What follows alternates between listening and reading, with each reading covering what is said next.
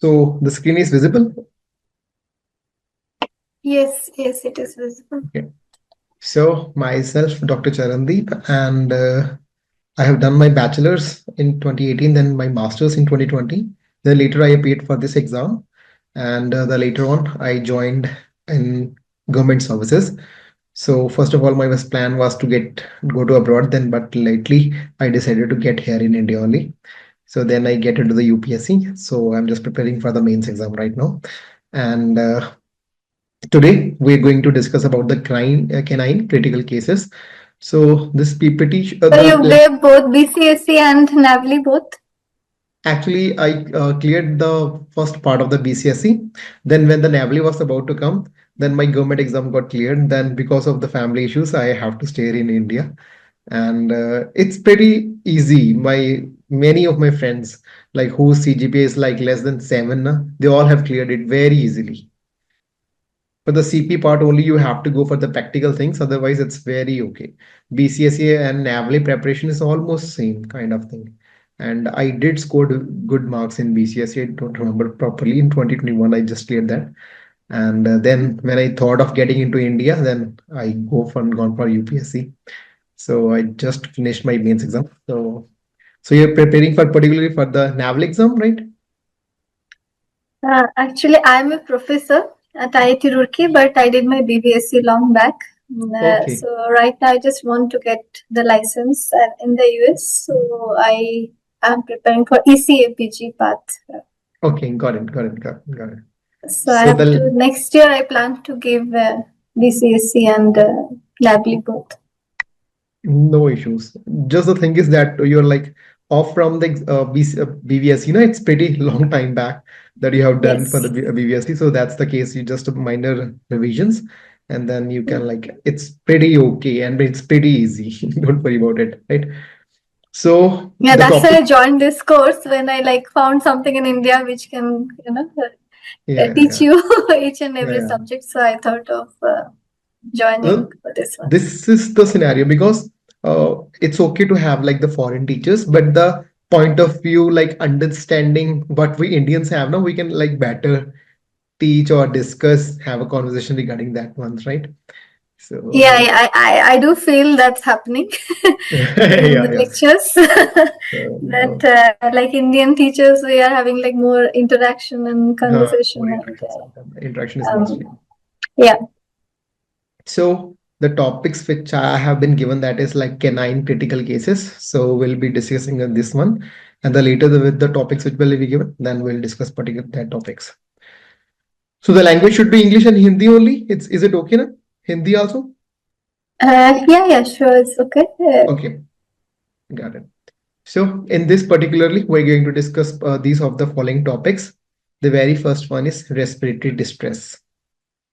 अब respiratory distress की बात करें, so this is the most common one. अगर हम I would say small breeds की बात करें, let us say pug की बात करें, तो सबसे अधिक दिक्कतें pug के केसेस में आती हैं respiratory distress की, right?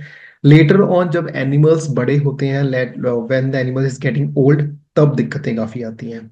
And it is nutrition based also काफी दिक्कतें आती हैं when the high starch and high fat content diet is being fed to the cats or dogs, then these issues are also there.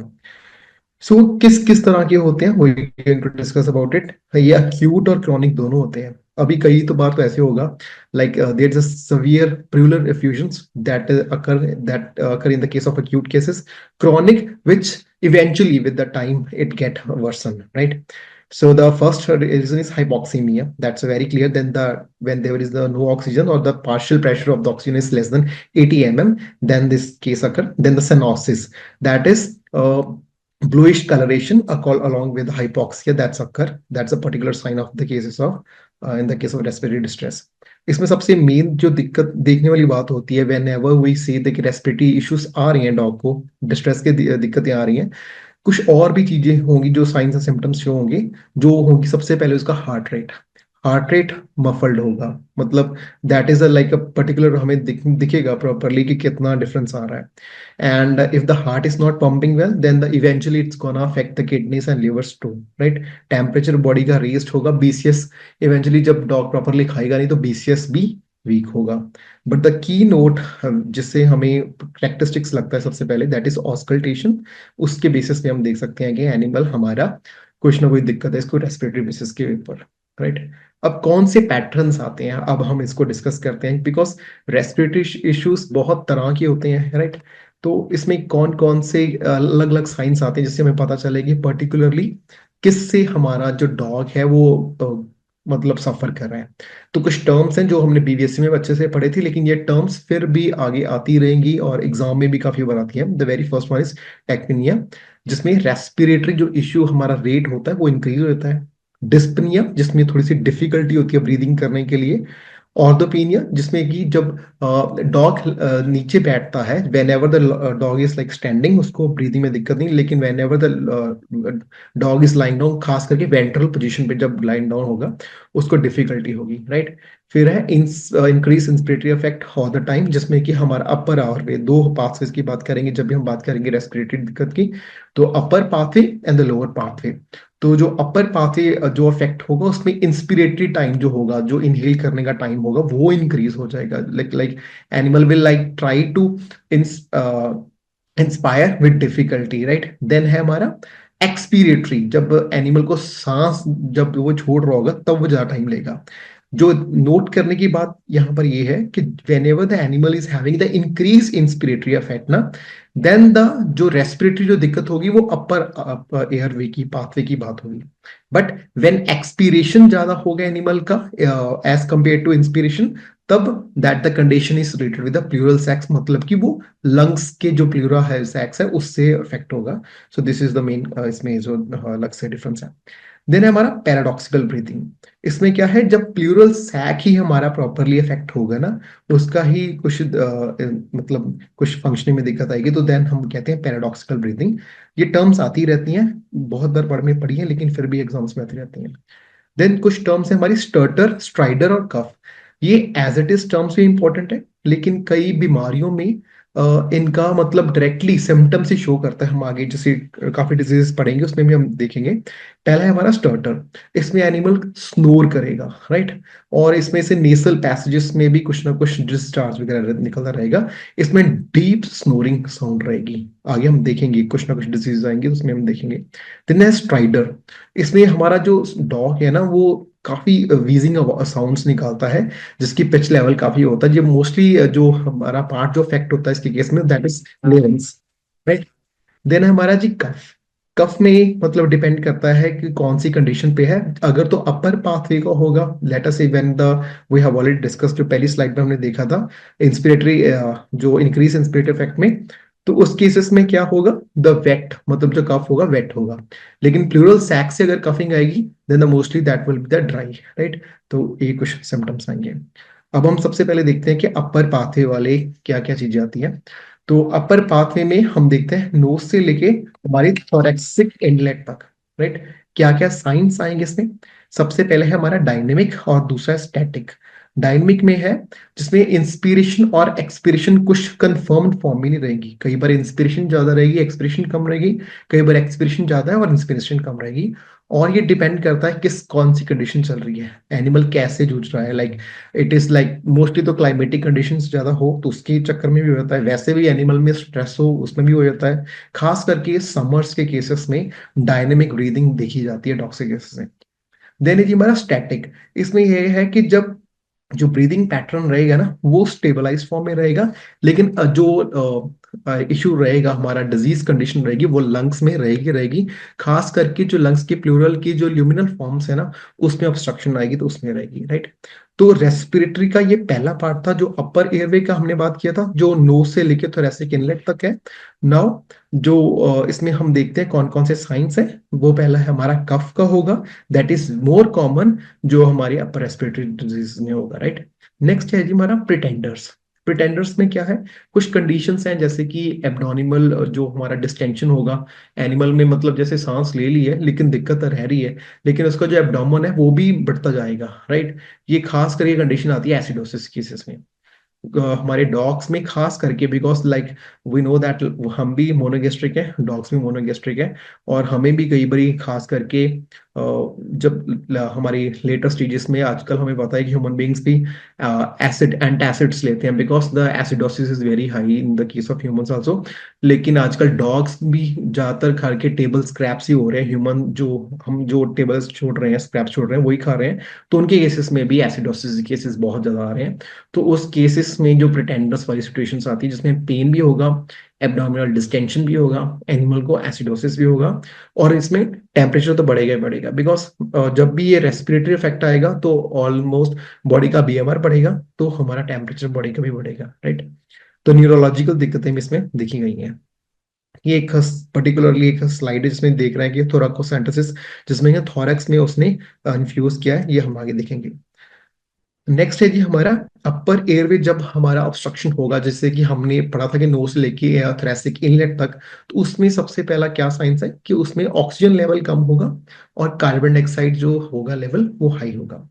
Oxygen जो है properly ना, जो हमने देखा है कि अगर हम ब्रांच देखें कई बारी, तो जैसे कि हमारी कोई वेन्स हैं या आर्टरीज हैं, राइट, द स्मॉलेस्ट यूनिट जो बन के निकलता है वो एल्वोलाई निकलता है, राइट। जो भी लंग्स की कभी फंक्शनिंग हम बात करें, तो एल्वोलाई जो सबसे माइन्यूट पार्ट रहेगा लंग्स का, उसमें ऑक्सीजन जब पहुंचेगी नहीं तो वो अपर एयरवे ऑब्स्ट्रक्शन में अंडर आएगा, राइट। तो उसमें से कार्बन डाइऑक्साइड प्रॉपरली एक्सेल नहीं हो पाते बिकॉज ऑक्सीजन आई नहीं है, तो कार्बन डाइऑक्साइड कैसे एक्सेल हो पाएगी।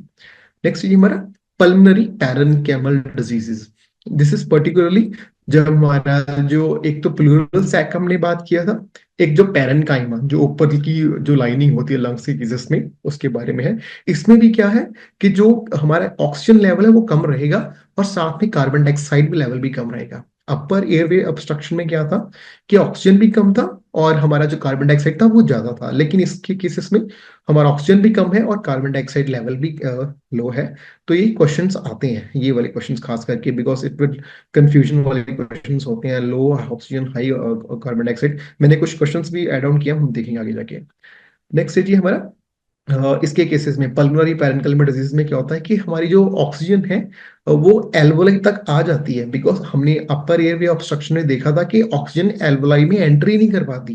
लेकिन इसी केस में क्या है कि एल्वोलाई तक ऑक्सीजन आती है, बट वो जैसे एल्वोलाई तक आ गई, एल्वोलाई से आगे क्या होगा कि ब्लड में जाके वो अब्जॉर्ब हो, राइट। बट इसके केस में क्या है कि एल्वोलाई तक आएगी लेकिन वो ब्लड स्ट्रीम में आगे जाके अब्जॉर्ब नहीं हो पाएगी, राइट।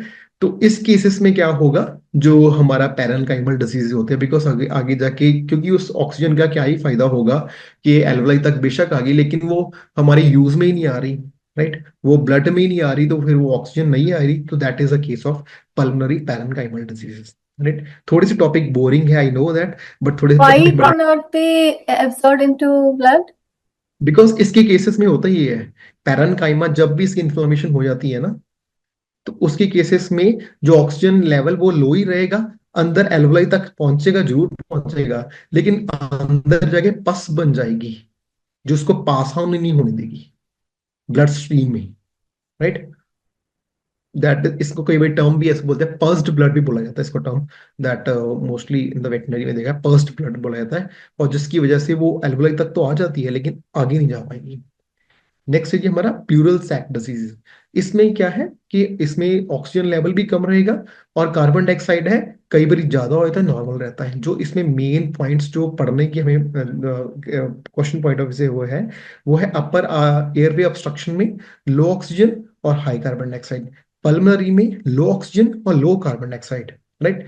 प्लूरल सैक डिजीजेस में क्या है कि लो ऑक्सीजन और जो कार्बन डाइऑक्साइड है जहां तो वो ज्यादा होगा जहां वो नॉर्मल होगा। ये डायरेक्टली ऐसे क्वेश्चंस आते हैं इसके बीसीएस में खास करके, राइट।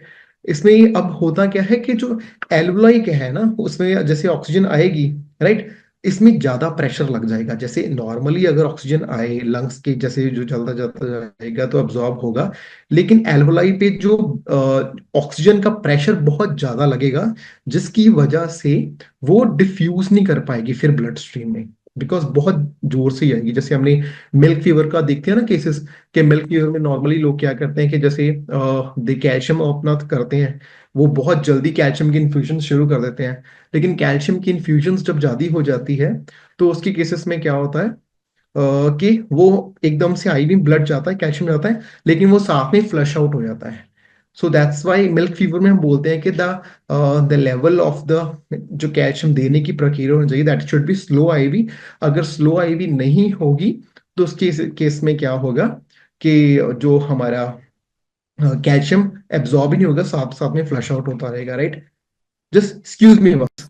देन अब हम बात कर रहे थे कि जैसे हमने मिल्क फीवर की एग्जांपल दी थी कि जो कैल्शियम का लेवल है वो बहुत जल्दी देते थे, वो एब्जॉर्ब ही नहीं हो पाता और साथ साथ में फ्लश आउट होता है। इसके केसेस में क्या है कि ऑक्सीजन बहुत जल्दी आती है, वो एब्जॉर्ब ही नहीं हो पाती as it is he that get out of the body, right. Next है जी हमारा इसमें डायग्नोस्टिक हम कैसे किस तरीके से हम दे सकते हैं कि कौन सी दिक्कत है। अब ये तो बड़ी, ये हम ऑस्कल्टेशन तो पता नहीं लग सकता, राइट। तो कुछ मेथड्स हैं जिससे हम ये डिटेक्ट करेंगे कि इनमें से कौन सा है, अपर एयरवे ऑब्स्ट्रक्शन है, पल्मोनरी पैरेन्काइमल डिजीज या प्लूरल सैक डिजीज है, राइट। तो इसमें जो मेथड्स हैं वो खास करके ये पेपर में आते हैं। जो जब भी बात आई ना पल्मोनरी ऑब्स्ट्रक्शन की या अपर एयरवे या लोअर अपर वे रेस्पिरेटरी डिजीज की, तो उसमें जब भी हम बात करें तो टेस्ट जो होंगे सबसे पहले आता है फास्ट टेस्ट आता है, जो thoracic focused assessment with sonography पर ट्रॉमा में। इसमें क्या है कि इवेल्युएट करते हैं प्लूरल की और पेरिकार्डियल स्पेसेस की, जिसमें कार्डियक का साइज देखते हैं, हार्ट का साइज कैसे वो कॉन्ट्रैक्ट कर रहा है, राइट, कैसे वो ऑक्सीजन अंदर आके वो ऑब्जॉर्ब कर रहा है। इसका सबसे जो देखने का तरीका होता है ना इसके केसेस में, अल्वोलाई से लेके हुए वो ब्लड में कैसे एब्जॉर्ब हो रहा है और फिर वो ब्लड कैसे एब्जॉर्ब कर रहा है, ये पूरा जो सिस्टम होगा वो इस टेस्ट में आता है, राइट। ऑक्सीमीट्री इसमें परफॉर्म की जाती है लेकिन that is not fully helpful because उसमें सिर्फ ऑक्सीजन का लेवल हमें पता चलेगा।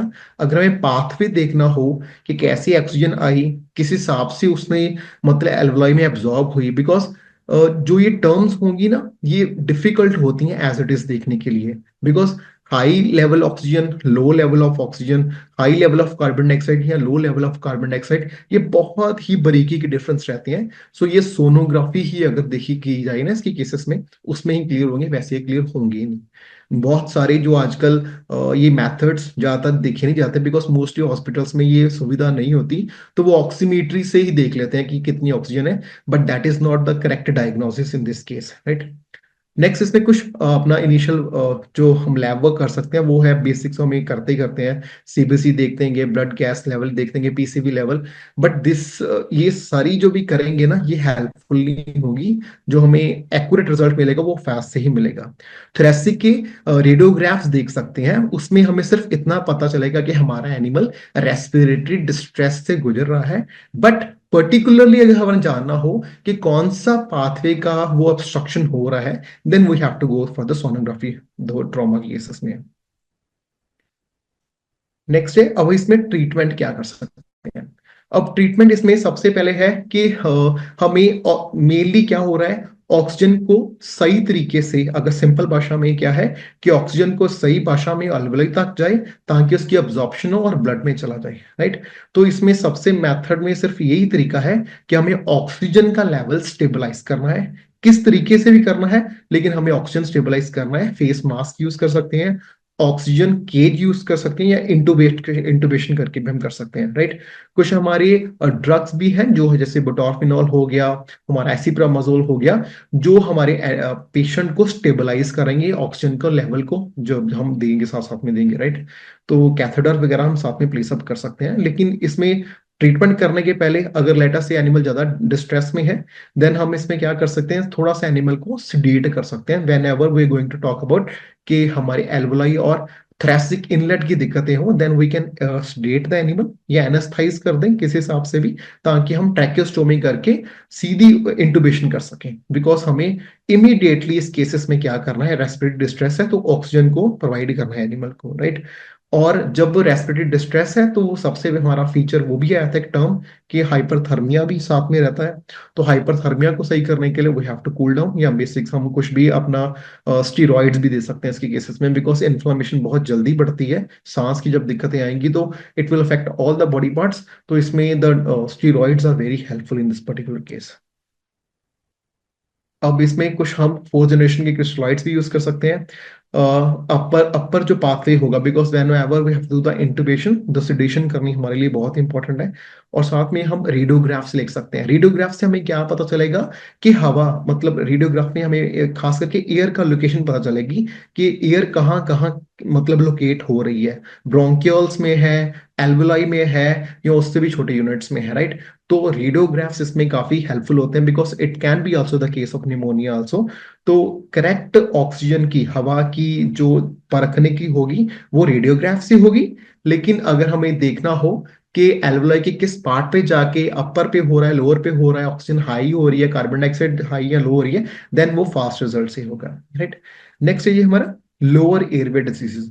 इस केसेस में क्या है कि हमें सभी अपने पेशेंट को फिर एज इट इज जो हमने पहले बात किया था ऑक्सीजन देना ही पड़ेगा।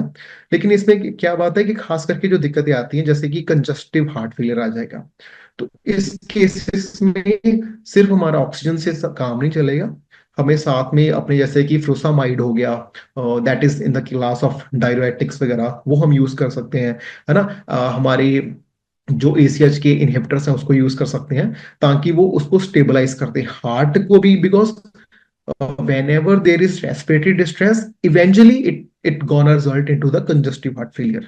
बिकॉज जैसे वहां पर ऑक्सीजन की दिक्कत आई, वो ऑक्सीजन आके जाके हार्ट में अब्जॉर्ब नहीं हुई, अगर हार्ट सॉरी ब्लड में अब्जॉर्ब नहीं हुई, तो ब्लड बिना ऑक्सीजनेटेड वाला ब्लड अगर आगे जाएगा तो वो हार्ट को वो वाली ऑक्सीजन मिले नहीं, जिसकी वजह से कंजस्टिव हार्ट फेलियर्स होने के चांसेस बढ़ जाएंगे। तो इमीडिएटली हमें क्या करना होगा, डायरेटिक्स वगैरह डाल के एनिमल को ईज आउट करना होगा ताकि उसमें जो जो लेवल है ऑक्सीजन का वो स्टेबलाइज रह सके।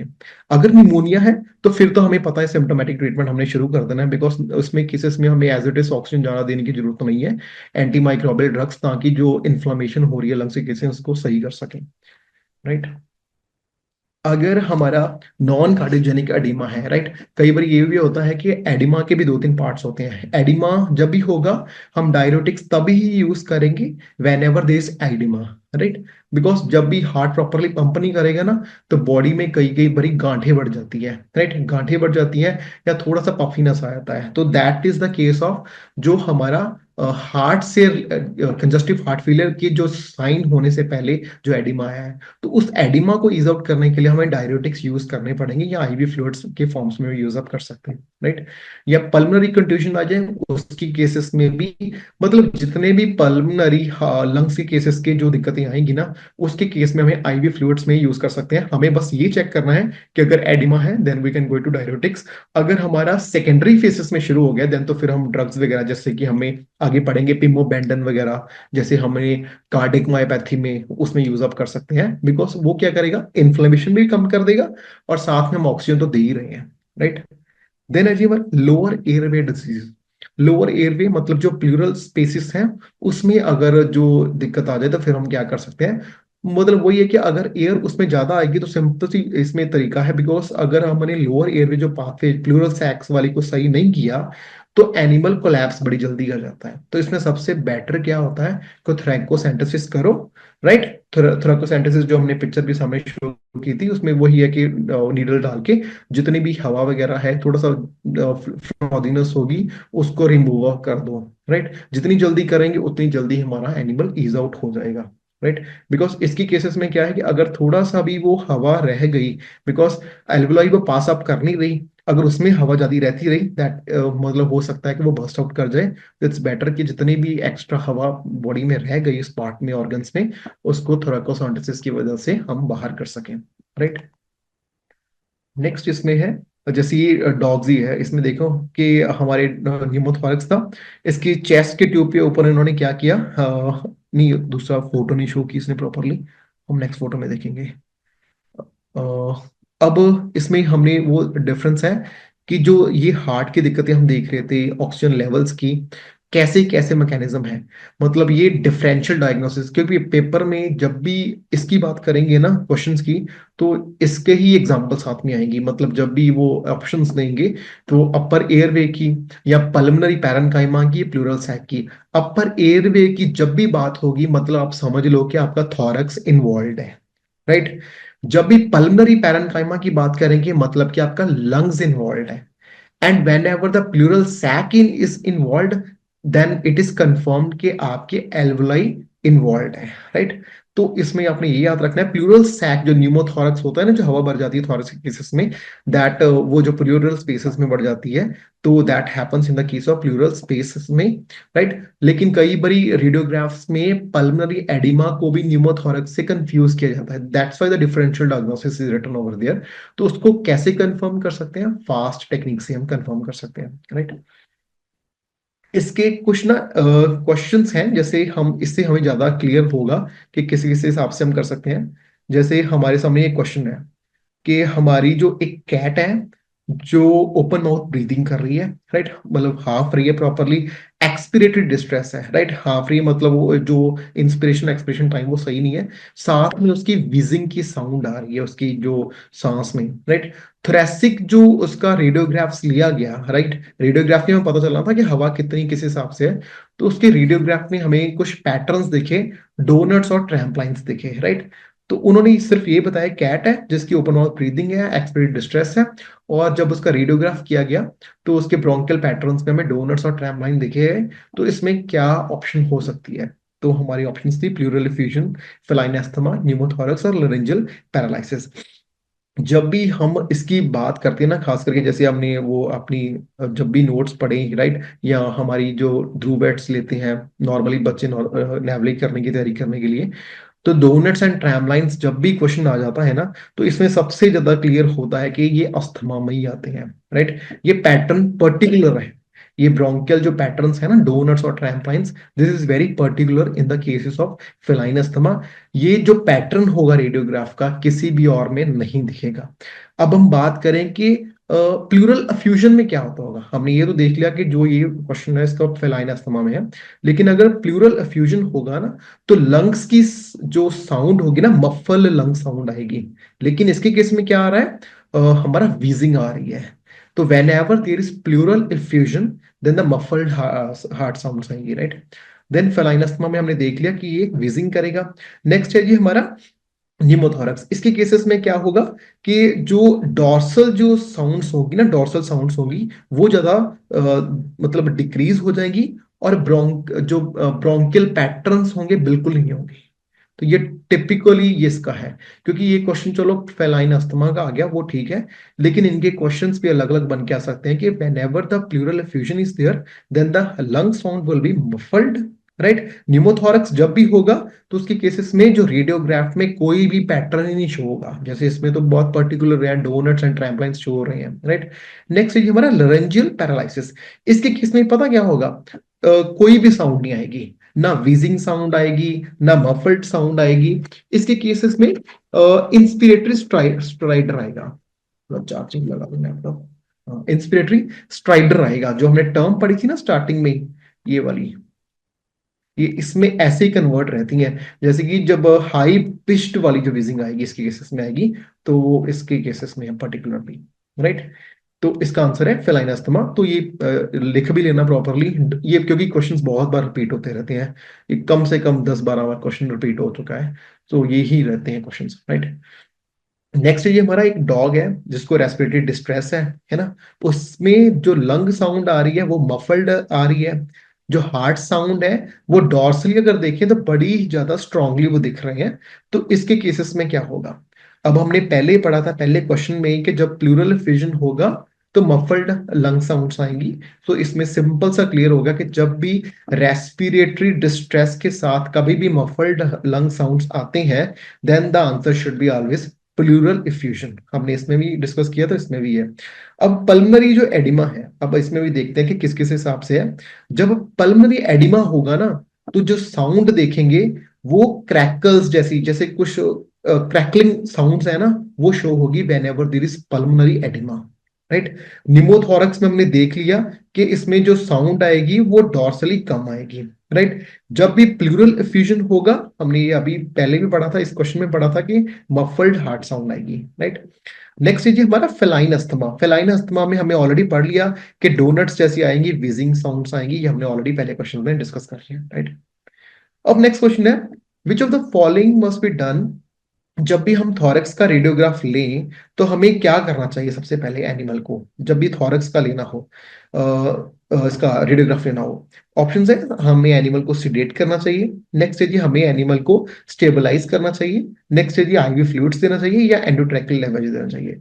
तो ये आप याद रखना, नेवले का एक रूल है, कोई भी आपको लेट अस से कोई भी डिसऑर्डर डिजीज को सही करना है ना, तो नेवले का पहला रूल ये है, first of all you have to stabilise the patient with oxygen. कोई भी आ जाए, लेट अस से कोई भी, ये तो हम बात करें ना respiratory distress that is directly related with oxygen, लेकिन कोई भी लेट अस से कोई आ जाए कि हमारे किडनीज की दिक्कत आए या हार्ट की दिक्कत आ जाए, कोई भी आ जाए, तो नेवले का एक सिंपल सा पैटर्न है, कोई भी ऐसी ऑप्शन आ जाए, the very first thing is we have to stabilise the patient with oxygen. सबसे पहले यही है, क्योंकि अगर एक, चलो एक तो ये रूल का हिसाब आ गया, वैसे भी मतलब एथिकली भी स्टेबलाइज करना चाहिए, क्योंकि सिडेशन करेंगे ना तो कई बार हो सकता है एनिमल को हाइपोक्सिया ना हो जाए, जिसकी वजह से और इसकी कंडीशन बन जाए, राइट। आईवी फ्लूइड्स क्यों नहीं दे सकते, बिकॉज इसकी वजह से जो पल्मोनरी एडिमा है ना वो ज्यादा बढ़ सकता है, राइट। तो एडिमा को तो हमें कम करना है, क्योंकि अगर थोड़ा सा भी एडिमा लगा तो डायरेक्टली यूज करेंगे, राइट। लिवाज हम नॉर्मली इसमें यूज अप नहीं कर सकते हैं इसमें। नेक्स्ट है जी हमारा रिस्ट्रिक्टेड ब्रीदिंग पैटर्न। ये सारे ना ये मतलब हॉट क्वेश्चंस हैं सारे, जैसे ये क्वेश्चन जैसे डोनट पैटर्न्स हो गया, रिस्ट्रिक्टिव ब्रीदिंग पैटर्न्स हो गया, तो किस केसेस में आएंगे। तो ये किस में केसेस में है, the very first one is tracheal collapse. अब ट्रैकियल जो कोलैप्स होता है ना, जब भी ट्रेकिया कोलैप्स करती है, राइट, वो मोस्टली करती है जब एल्वोलाई प्रॉपरली काम करने बंद कर देती है, मतलब वो इंस्पिराई नहीं कर सकता। तो इस केसेस में क्या है कि रिस्ट्रिक्टिव ब्रीदिंग पैटर्न नहीं होगा, बस ब्रीदिंग ही बंद हो जाएगी, तो एनिमल कोलैप्स ही कर जाएगा। तो restrictive breathing pattern is not seen in the case of tracheal collapse में। नेक्स्ट है ये हमारा प्लूरल सैक्स स्पेस डिजीज। इस केसेस में क्या होगा कि लंग हमारे जो है प्रॉपरली खुल नहीं पाएंगे प्लूरल स्पेस डिजीज में, मतलब जितना वो चाहेंगे ना कि ऑक्सीजन को इंस्पायर करें, राइट, पूरा मतलब जब वो ऑक्सीजन पूरी लें तो लंग्स पूरे फूलते हैं, है ना, the lungs go out of the way, right. तो प्लूरल स्पेस डिजीज में सबसे ज्यादा देखा जाता है रिस्ट्रिक्टिव ब्रीदिंग पैटर्न्स, बिकॉज जो लंग्स है प्रॉपरली वो इनहेलिंग कर पा रहे जितनी उनकी कैपेसिटी है, तो ये पैटर्न्स खास करके प्लूरल स्पेस डिजीज में देखा जाता है। लेरेंजियल जो पैरालिसिस होगा ना, लेरेंस का जो पैरालिसिस होगा, उसमें रिस्ट्रिक्टिव नहीं होगी, मतलब ब्रीदिंग जो पैटर्न होगा इसमें खास करके स्ट्राइडर जो हमने पढ़ा था ना, वीजिंग साउंड करके इंस्पिरेटरी आएगी, राइट। तो लरेंजियल पैरालिसिस में वो होगा। नेक्स्ट है जी हमारा क्रॉनिक ब्रोंकाइटिस। क्रॉनिक जो ब्रोंकाइटिस होगा इसमें वीजिंग साउंड भी आएगी, एनिमल को कफ भी आएगा, लेकिन इसमें रिस्ट्रिक्टिव ब्रीदिंग पैटर्न नहीं शो होगा। तो वो एक में शो होगा, that is plural space disease, जिसपे केसेस में एनिमल कोशिश करेगा ज्यादा से ज्यादा ऑक्सीजन को इंस्पायर करे, लेकिन वो कर नहीं पाएगा, राइट। नेक्स्ट है जी हमारा बेस्ट जो हमारा इमरजेंसी ड्रग कौन सा होना चाहिए जब भी हमें लगे कि एनिमल हमारा न्यूमोथोरक्स से जूझ रहा है। हमारे कुछ ऑप्शंस हैं, फ्यूरोसमाइड करें या थोराकोसेंटेसिस करें या ब्रोंकोडायलेटर थेरेपी करें या एंटीबायोटिक्स करें। तो इसकी केसेस में क्या है कि अगर फ्यूरोसमाइड है, जैसे कि पहला ऑप्शन है हमारी, है ना, फ्लूसामाइड हम तब करेंगे जब भी एडिमा होगा, वैसे हम यूज ही नहीं करेंगे, राइट। नेक्स्ट है ये हमारा थोरकोसेंटेसिस। अब न्यू हमने इवेंचुअली पहले पढ़ा था कि जब भी थोड़ी सी स्पेस रह जाए, थोड़ी सी हवा रह जाए, वो दिक्कत कॉज करेगी, तो हमें सबसे पहले क्या प्रोसेस करना चाहिए, हमारा थोरकोसेंटेसिस। सो न्यूमोथोरक्स भी होगा, उसमें भी थोड़ी सी हवा एयर रह जाएगी, तो थोरकोसेंटेसिस करके हमें जो ट्रैप्ड एयर है अंदर उसको बाहर निकालना है, राइट। नेक्स्ट है हमारा ब्रोंकोडायलेटर्स। जब भी, अब ये भी हो सकता है, राइट, अब जैसे हमारा एनिमल है, इसको निमोथोरक्स है, अब थोड़ी सी इसमें हवा बची है, तो हमें इसको ब्रोंकोडायलेटर्स क्यों नहीं कर सकते। इसके केसेस में क्या है कि प्लूरल सैक में प्रॉब्लम है, एल्वोलाई में ब्रोंक्यूल्स में प्रॉब्लम नहीं है। अगर ब्रोंक्यूल्स में प्रॉब्लम होती तो ब्रोंकोडायलेटर्स हम यूज अप करते हैं, बट इसकी केसेस में है प्लूरल सैक में दिक्कत है, जिसकी वजह से bronchodilators are not going to help. Antibiotics तो इसमें काम करेंगे करेंगे नहीं बिल्कुल, क्योंकि ये इमरजेंसी कंडीशन है, तो एंटीबायोटिक्स तो इसमें मतलब ही नहीं इसमें काम करने का। नेक्स्ट है ये हमारा इंस्पिरेटरी स्ट्राइडर, जो हमने पढ़ा था ना कि वीजिंग साउंड और एनिमल एकदम से इंस्पायर करेगा, तो ये सबसे ज्यादा किस में देखा जाता है, ये हमने अभी पहले जो स्लाइड्स में देखा था। पहला हमारा जैसे है पल्मोनरी एडिमा। पल्मोनरी एडिमा में सबसे क्या कॉमन था, हमने पहले भी पढ़ा था, क्रैकलिंग साउंड। एनिमल जैसे भी हम इसको सेंस करेंगे, जैसे कि हमने फ्यूजन में पढ़ा था मफल्ड हाउट वगैरह, है ना, मफल्ड साउंड्स विद एयर। और पल्मोनरी एडिमा में हमें सबसे पहले क्या है, क्रैकल्स दिखेंगे। लोअर एयर में जो डिजीज होगी उसके केसेस में एक्सपीरिएटरी वीज होगा, राइट। तो इसमें इंस्पिरेटरी स्ट्राइडर किसमें होगा, उन्हें पता था अपर एयरवे ऑब्स्ट्रक्शन जब भी होगी। लोअर जब भी होगी तो इसके केसेस में एक्सपीरेशन में दिक्कत रहेगी, लेकिन जब भी अपर एयरवे का बात होगी तो इसमें इंस्पिरेटरी वाली दिक्कतें रहेंगी। फिर आ गया प्लूरल एफ्यूजन, वो हमने ऑलरेडी डिस्कस किया हुआ है कि मफल्ड हार्ट साउंड्स आएंगी, और लंग्स में भी मफल्ड हार्ट मतलब मफल्ड साउंड ही सुनेगी, चाहे वो हम लंग्स को ऑस्कल्टेट कर लें या हम अपने हार्ट को ऑस्कल्टेट कर लें, तो उसके दोनों में मफल्ड आउट्स आएंगी। नेक्स्ट ये हमारे पास एक कैट है जिसको डिस्पनिया है, मतलब प्रॉपरली सांस नहीं ले पा रही, और उसको साथ में ना हार्ट वर्म इन्फेक्शन है, राइट। और क्या हो सकता है इसके केसेस में, अब जब भी कैट को हमारा लेटा से काइलो मतलब सांस नहीं प्रॉपरली ले पा रही, हार्ट वर्म की दिक्कतें हैं, तो इसके केसेस में हमारे पास कुछ ऑप्शंस हैं, chylothorax asthma, lung worm infection या पल्मोनरी थ्रोम्बोसिस। अब काइलोथोरैक्स क्या है, chylothorax is not at all related with heart worm, हमने हार्ट वर्म से साथ रिलेट करना है ना इसको। अब नेक्स्ट ऑप्शन है हमारी अस्थमा। अस्थमा कॉमन है पर ये भी हार्ट वर्म से कभी भी रिलेट नहीं होती। फिर हमारा लंग वर्म आ गया, तो लंग वर्म तो हमारा स्ट्रोंगाइलिस स्पीसीज वाले आते हैं, राइट, वो इससे रिलेटेड है ही नहीं है, राइट। फिर है हमारा हार्ट वर्म डिजीज, है ना, पल्मोनरी थ्रोम्बोसिस। इसके केसेस में हमारा जो एम्बोलिज्म हो जाता है, बाहर से कुछ सब्सटेंस अंदर एंटर कर जाता है, तो जब भी हमारा एनिमल जो खास करके कैट केस में डिस्पनिया आए, हार्ट वर्म इन्फेक्शन आए, तो पल्मोनरी थ्रोम्बोसिस होगा, क्योंकि जो इसमें जो हमारा जो एम्बोलाई आएगा वो ज्यादा जाके सीधा पल्मोनरी रीजन में ही जाके इफेक्ट करेगा, राइट। नेक्स्ट है जी हमारा, which drug is used as the first line emergency therapy in the case of feline asthma. अगर हमारे कैट्स केसेस में अस्थमा आ जाए तो हमें सबसे पहला जो first line of emergency drug है वो क्या यूज करना चाहिए। वैसे तो ये सारे ही कहीं ना कहीं कंफ्यूजन वाले ही हैं, लेकिन हम ऐसे ब्रेक डाउन करके इसको यूज अप करते हैं। फर्स्ट ऑफ ऑल हमारा है एसिप्रोमाजेन। अब एसिप्रोमाजेन क्या करेगा, ऑलरेडी अस्थमा जब भी होगा तो हाइपोटेंशन चल रहा है, अगर एसिप्रोमाजोन करेंगे तो ये हाइपोटेंशन को और बढ़ा देगा।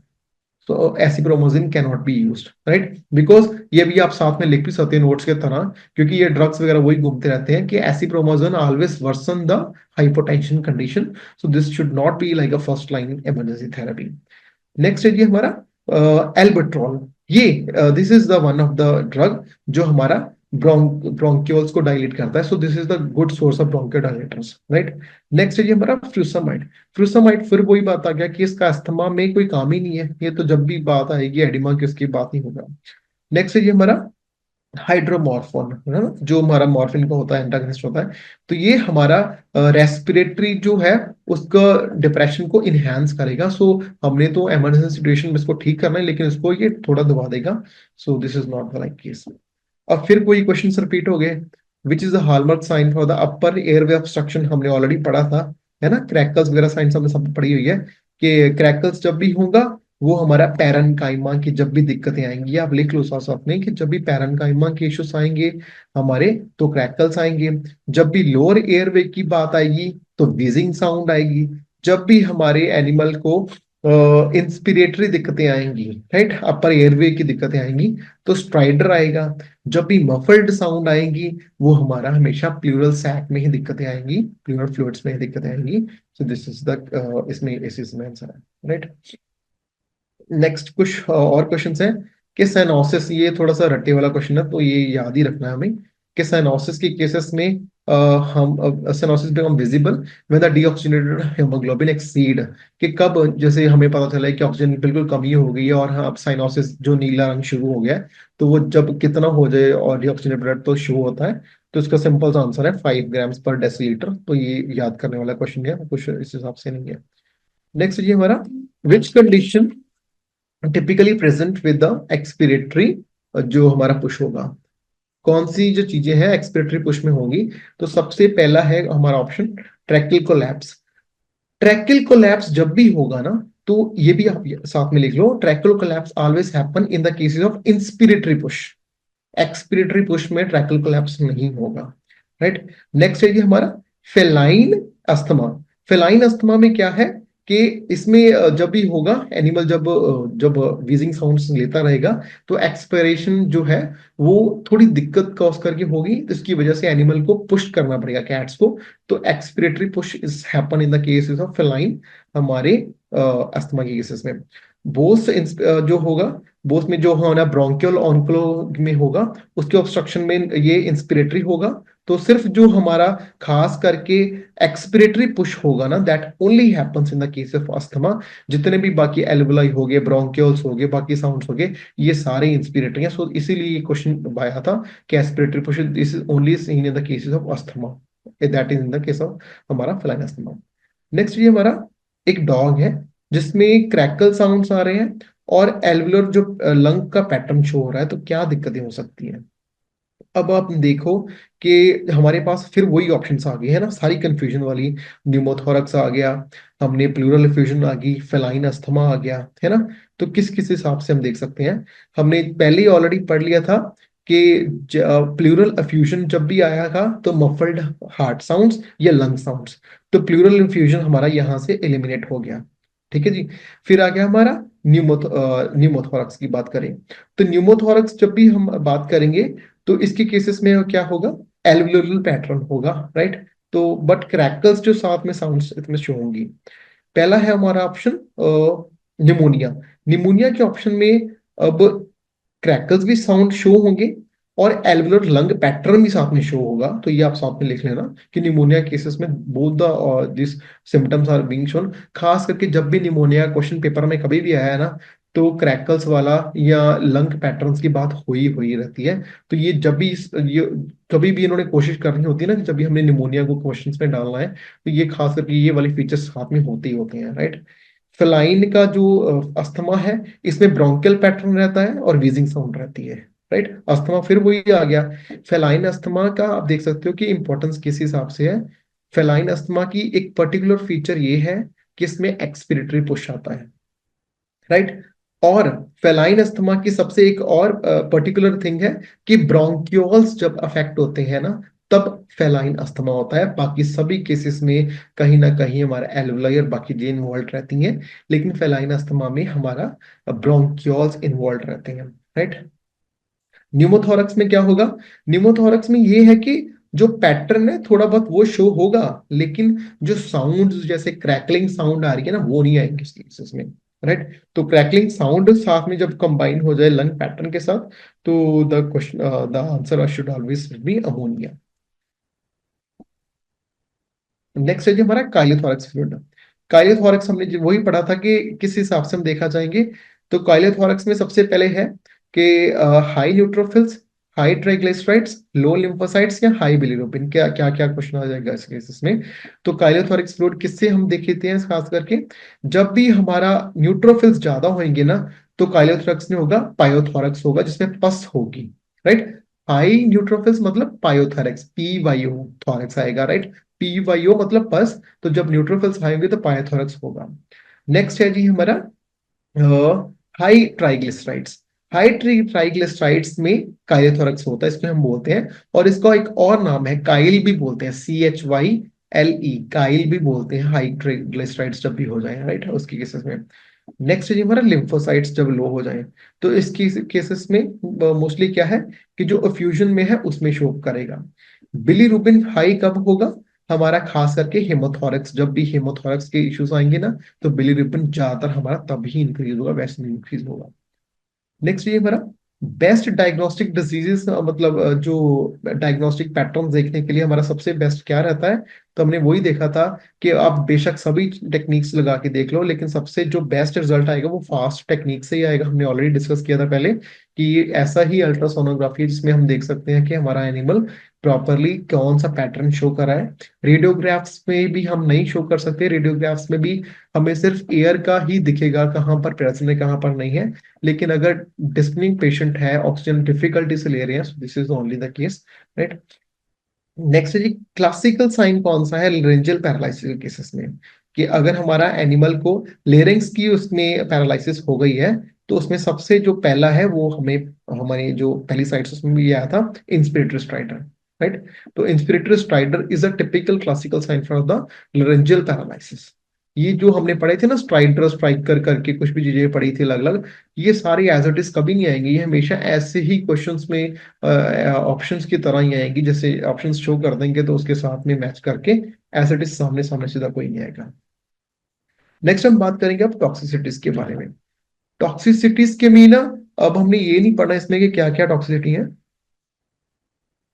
अब इसमें देखेंगे कि टॉक्सिसिटी अगर हो गई है तो उसको हम कैसे ठीक कर सकते हैं, उस हिसाब से हमने देखा गया है। अब टॉक्सिन इंजेक्शन डिपेंड करता है कि हमारे एनिमल की, जब भी हमें उसको ठीक करना है, कौन सी ब्रीड है, कौन सी एज है।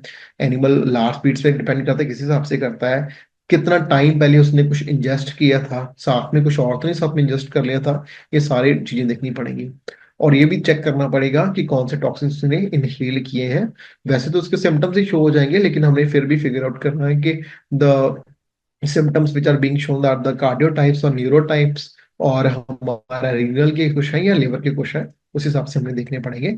तो इसका डिफरेंशियल डायग्नोसिस हम करेंगे, वो हम आगे देखेंगे। इसमें कौन से टॉक्सिन्स हैं उस हिसाब से हमने देखा है। जो एसपीसीएनए जो हमारी है, उसके हिसाब से जो टॉक्सिसिटी के केसेस बहुत ज्यादा आते हैं, हमने उस हिसाब से देखे कि ओवर द काउंटर जो मेडिकेशंस हैं वो कौन कौन सी अवेलेबल हैं। ये आपको याद करने की जरूरत नहीं है, ये इंडिया में है, ये एग्जाम में नहीं इतनी पूछी जाएंगी।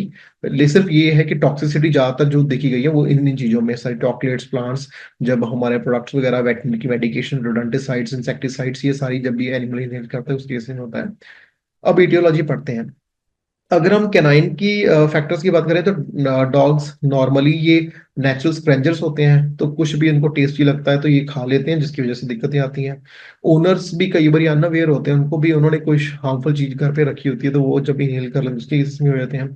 सब्सटेंस फैक्टर जब भी एनिमल को कुछ पैलेटेबल लगे तो उसके केसेस में हो जाता है, राइट। अब लेट अस से हमारे डॉग ने कुछ मेडिसिन कोई ओवर इनटेक कर लिया, राइट। या लेट अस से जैसे नॉर्मल लिवर टॉनिक्स होते हैं, ब्रोटोन वगैरह, उनको ही ज्यादा इनहेल कर लिया, या लेट अस से डिवॉर्मर ज्यादा खा लिया, है ना। आगे जाके हम आइवरमेक्टिन भी जब ज्यादा डोसेज में उसमें पढ़ेंगे। तो ये हम उसकी बात कर रहे हैं जब हमारा एनिमल कुछ चीज जो ऑलरेडी एडिबल है लेकिन उसको ज्यादा खा लेंगे, तो उसके केसेस में हम क्या क्या कर सकते हैं। तो वेरी फर्स्ट थिंग इज कि हम प्रमोट करेंगे कि हमारा एनिमल जल्दी से जल्दी वॉमिटिंग कर दे। हम कैसे कर सकते हैं, कुछ ड्रग्स हैं, जैसे हमारा एपोमॉर्फन है ना, ये इसका ब्रांड नेम है क्लेवर, जिसकी वजह से क्या होगा कि एनिमल को इंड्यूस होगी वॉमिटिंग, एनिमल जल्दी वॉमिशन करेगा, मतलब जितना भी उसने टॉक्सिन खाया है वो बाहर निकल जाएगा। फर्स्ट इंश्योर के साथ में ये भी चेक करना है कि जैसे हमारा एनिमल ने लेटस से कुछ इनहेल कर लिया, तो हमने ये चेक करना है कि हमारे जो एनिमल का हार्ट रेट है वो नॉर्मल है कि नहीं है, राइट। पल्स ठीक है कि नहीं है, बीपी ठीक है कि नहीं है, रेस्पिरेटरी डिस्ट्रेस तो कोई नहीं है, राइट, या हाइपरथर्मिया तो नहीं एनिमल को आ गया है। ये सारी मतलब बेसिक जो हम चेक करनी है, राइट। बाद में अगर हमें लगा ये सारी चीजें स्टेबलाइज है, then we will figure out कि एनिमल को कोई न्यूरोलॉजिकल दिक्कत तो नहीं आई, क्योंकि कुछ नर्वस साइंस तो नहीं एनिमल ने शो करने शुरू कर दिया, वो भी चेक करेंगे। अब हम जो वॉमिटिंग है वो कब इंड्यूस कर देंगे, with in last 1 to 2 hours. जब भी हमने चेक किया तो हमने इमीडिएटली एनिमल को कुछ साइन सिम्टम्स शो हुए तो हमने एनिमल की वॉमिशन इंड्यूस कर देनी है, राइट।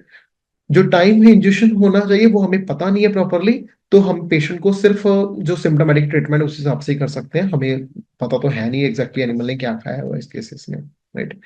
तो एमएसएस में केसेस में इंजेक्शन में हम हाइड्रोकार्बन्स वगैरह, कोरोसिव एजेंट्स वगैरह जिंक में नहीं यूज अप कर सकते। न्यूरोलॉजिकल कंडीशन हो फिर भी हम यूज नहीं करेंगे। अगर हमें लगे ना कि नर्वस साइंस शुरू हो गया तो फिर भी हम उसके केस में एमएसएस को नहीं इंड्यूस करते हैं, because ultimately it's gonna affect कोई कोई अगर दिमाग पे आ गया, नर्वस साइंस शुरू हो गई, तो फिर वॉमिशन का कोई फायदा नहीं रह पाएगा। वॉमिशन वगैरह हम तभी इंड्यूस करते हैं कि लेटा से कुछ एनिमल ने खाया और साथ ही वो बॉडी में मेटाबोलाइज हो गया, और मेटाबोलाइज होने के वजह सिम्टम्स शुरू हो गए, तो उस केस में हम करेंगे, राइट। इसमें सबसे ज्यादा कॉमन जो चीज दी जाती है, लेटर से लार्ज एनिमल भी हो या वो हमारे स्मॉल एनिमल है, लार्ज कैटल बफलो में भी अगर बात की जाए, या हमारे स्मॉल होमिनिड्स में बात की जाए, या डॉग्स, कैट्स, मोनागेस्ट्रियन, सब में केसेस में एक्टिवेटेड चारकोल सबसे ज्यादा हेल्प करता है।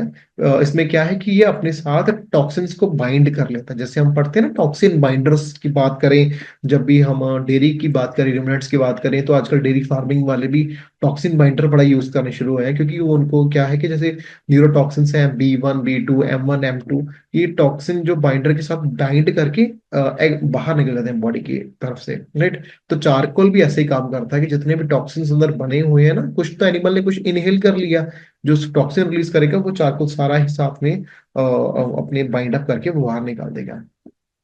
ये अगर हम 6 घंटे के साथ मतलब बाद में दे देना, ये भी क्वेश्चन आया था 6 आवर्स वाला, कि चारकोल का सबसे बहुत इफेक्टिवली कब काम करेगा, तो क्वेश्चन इस हिसाब से 3 आवर्स, 6 आवर्स, 12 आवर्स करके कुछ ऑप्शन थी। तो जो चारकोल है सबसे ज्यादा काम करता है विद इन 6 आवर्स, अगर हम दें तो वो सबसे सही रहेगा। रिपीट डोजेस अगर वो चाहिए तो उस हिसाब से हम दे सकते हैं, राइट। तो कैथेट्रिक्स जिसकी वजह से थोड़ा सा मतलब वो लैक्सेटिव इफेक्ट है, सॉर्बिटॉल हम यूज कर सकते हैं, राइट। तो कुछ अगर साइड इफेक्ट्स इसके शो हो सकते हैं, अगर ये भी लेटा से वैसे तो कोशिश प्रमोट यही होगा कि टॉक्सिन्स को बाइंड अप करे, लेकिन अगर थोड़ा सा इसका भी डोसेज हाई ज्यादा हो गई तो डायरिया वगैरह होने के चांसेस बढ़ जाते हैं, जिसकी वजह से वाटर लॉस होगा एनिमल में, जो फ्लूइड की डेफिशिएंसी आ जाएगी। और खास करके जब भी ये लेटा से डायरिया वगैरह हो गया, तो नाइट सोडियम का, खास करके सोडियम के लेवल्स बॉडी में बहुत बढ़ जाते हैं, जिसकी वजह से दिक्कत फिर रहती है।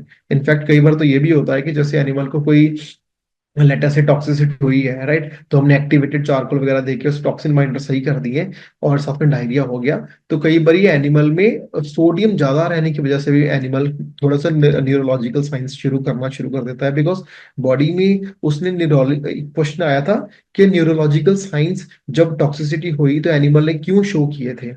तो this doesn't happen just because of the deficiency of fluid, it happens because जो हमारी एनिमल की बॉडी में जो हाइपरटोनिक सोल्यूशन बन गया, बिकॉज जब वो पानी सारा बाहर निकल गया तो अंदर सोडियम वगैरह कटायंस वगैरह ज्यादा रहेगी, जिसकी वजह से वो दिक्कतें शुरू हो गई है, राइट।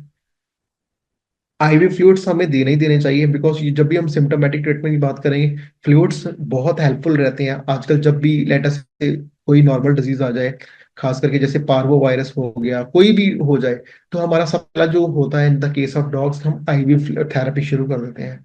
अगर तो एनिमल को फीवर है, राइट, देन ये भी क्वेश्चन आया था, तो ये भी आप याद रखना कि whenever there is fever in the case of dog, तो हम डेक्सट्रोस नहीं यूज करते। फ्लूइड थेरेपी में आप पढ़ा होगा मे बी आपने कि whenever there is a fever we never use dextrose, because dextrose क्या करेगा, फीवर है तो ऑलरेडी बॉडी की जो इम्यूनिटी है कॉम्प्रोमाइज्ड है, बैक्टीरियल इन्फेस्टेशन ऑलरेडी पीक पे है। डेक्सट्रोस देंगे तो dextrose is a good source of glucose, तो बैक्टीरिया उस पर और ज्यादा मतलब पनपेंगे, जिसकी वजह से हमारी जो इन्फ्लामेशन है वो और ज्यादा बढ़ जाएगी।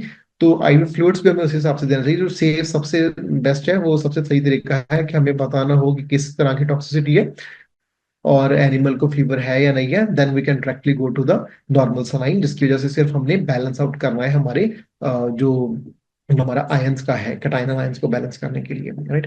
एंटीडोट्स क्या क्या कर सकते हैं, अगर हमें पता हो कि भाई हमारा पर्टिकुलरली इस चीज की वजह से हमारी टॉक्सिसिटी हुई है, जैसे कि इथाइलिन ग्लाइकोल की टॉक्सिसिटी हुई है, तो हम फिर एथेनॉल दे सकते हैं। अगर हमें लगता है कि कुछ एसिटामिनोफेन की वजह से हुई है, तो फिर हम एन एसिटाइल सिस्टीन दे सकते हैं। अगर कुछ हमारे रोडेंटिसाइड्स जैसा कुछ पड़ा होता है, जैसे चूहे मारने की दवा वगैरह पड़ी होती है, वो खा लेते हैं, तो तब हम क्या करेंगे, तो वो कोगुलेशन कम कर देंगे, देन हमें विटामिन के देंगे, राइट। जैसे कि योहम्बिन देंगे, अगर हमारा जैसे जाइलाजिन ज्यादा दे दिया है ना, जाइलाजिन जो हमारा एक सिडेटिव है, एनास्थीसिया है, तो उसकी वजह से हम जोहम्बिन दे सकते हैं। ओपियोइड्स ज्यादा हो गए तो नलोक्सोन दे सकते हैं। कार्बामेट्स ज्यादा हो गए तो एट्रोपिन वगैरह दे सकते हैं। सो ये सारे एंटीडोट्स हैं पर्टिकुलरली इनके केसेस में। बट यही है कि क्लैरिटी होनी चाहिए, वो तो हमें तभी पता लगेगा कि डॉग के पास अगर चीजें प्रेजेंट हैं। लेकिन मोस्टली क्या होता है, टॉक्सिसिटी अननोन ही रहती है, तो अननोन के केसेस में मोस्टली आईवी थेरेपी शुरू हो जाती है और साथ में हम एमएसएस को इंड्यूस करवा देते हैं। देन है जी हमारे इंट्रालिपिड्स। ये मोस्टली क्या है कि हमारे जो माइक्रोलोटिक इलेक्ट्रॉन्स हैं, जो हमने पढ़ी थी फार्माकोलॉजी में क्लास होती है माइक्रोलोटिक इलेक्ट्रॉन्स की, उसके केसेस में चैनल ब्लॉकर्स के केसेस में हम यूज कर सकते हैं। जैसे कि हमारे एनाप्रिल वगैरह हो गए, डाइनाप्रिल वगैरह हो गई, कैल्शियम ब्लॉकर्स वगैरह, उसमें केस यूज कर सकते हैं। या ये खास करके जब मेडिकेशन हम यूज करते हैं, जैसे कि हमारा एंटी कन्वर्जेंट है, जैसे कन्वर्जन साइन डॉग को हम डाइजीपाम देना शुरू कर देते हैं, उसकी केसेस में अगर इसकी हो जाए तो हम इंट्रालिपिड्स वगैरह दे सकते हैं। डायलिसिस हम कब करते हैं? जब हम जो टॉक्सिन्स वगैरह है ना, खास करके वो ज्यादा हमें पता चल जाए कि टॉक्सिन्स आर नॉट, जिनका बॉडी वेट ज्यादा नहीं है, तो वो इजीली फ्लश आउट हो सकते हैं, तो डायलिसिस वगैरह हम यूज कर सकते हैं किस केस में, साथ में जैसे एथेनॉल हो गया या नसेड वगैरह हो गया, उसके साथ में लेके हम यूज अप कर सकते हैं। अब इसमें क्या है कि हमने डॉग को यहाँ पर फोटो में इंड्यूस करवाया एमएसएस करने के लिए।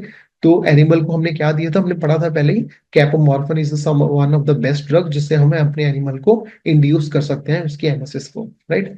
ये आ गया हमारा चारकोल। एक्टिवेटेड चारकोल ने क्या किया, हम अपने साथ सारा बाइंड अप कर लिया, राइट। ये नॉर्मल पहली फोटो है, बाद में बाइंड अप करने के बाद फोटो जितना भी टॉक्सिन है सारा उसने साथ में लेके बाहर एनिमल की बॉडी से निकाल दिया। अब ये फिर हमारे कुछ क्वेश्चंस हैं, हमारी टॉक्सिसिटी को लेते हुए हम उसके हिसाब से पढ़ेंगे कि किस किस हिसाब से क्वेश्चन आ सकते हैं। जैसे कि हमारा ये सबसे पहला क्वेश्चन है कि एक कैट है जिसको ना ट्रेमर्स आने शुरू हो गए, सीजर्स आने शुरू हो गए हैं, right, after the application of the flea product meant for dogs. अब हमने एक कैट को जैसे ट्रेमर्स सीजर शुरू हो गए जब हमने जो डॉग्स में यूज होता है ना फ्ली प्रोडक्ट को दूर करने के लिए, यूज करने के लिए, तो ये किसकी टॉक्सिसिटी वजह से सबसे ज्यादा हुई होगी? परमेथ्रिन टॉक्सिसिटी, ऑर्गेनोफॉस्फेट, अमित्राज या मेटाएल्डिहाइड? तो हम इसको हिसाब से पढ़ेंगे। जो पहला क्वेश्चन है हमारा, परमेथ्रिन टॉक्सिसिटी। अब ये हमने पहले ही पढ़ा है कि जो कैट्स है ना, इसमें परमेथ्रिन की टॉक्सिसिटी सबसे ज्यादा होती है, because cats are extremely sensitive to pyrethroids. जितने भी हमारे हैं ना ये डेल्टा मैथ्रिन, एल्ड्रिन, परमेथ्रिन, ये सबसे ज्यादा हमारे जो कैट्स हैं इनसे सेंसिटिव होती हैं। तो सबसे ज्यादा अगर एनिमल को, कैट्स को लगी तो ट्रेमर्स और सीजर शो होंगे। इसमें साइंस वो सारे, फिर हमारे हाइपर सलाइवेशन भी शुरू हो जाएगी, हाइपरथर्मिया भी शुरू हो जाएगा, है ना। तो इस केसेस में है। ऑर्गेनोफॉस्फेट्स की अगर बात करें तो इस केसेस में पता क्या होगा, जब भी ऑर्गेनोफॉस्फेट की टॉक्सिसिटी होगी तो स्लड वर्ड याद रखना आप, SLUD, क्योंकि इसमें स्लड में क्या है, सलाइवेशन भी आएगा, हमारा लैक्रिमेशन भी आएगा, मतलब मुंह से पानी, आंखों से पानी होगा, यूरिनेशन भी आएगा और डेफिकेशन भी होगा, मतलब जितने भी बॉडी के सारे जितना भी चीजें बाहर निकल सकती हैं वो निकलेंगी। तो ऑर्गेनोफॉस्फेट के केसेस में SLUD is very common, that is SLUD, salivation, lacrimation, urination and साथ में हमारा डेफिकेशन। और साथ में ना ऑर्गेनोफॉस्फेट्स जब भी हो जाए तो हार्ट रेट बड़ा कम हो जाता है, bradycardia is very common in the cases of इसकी केसेस में, राइट।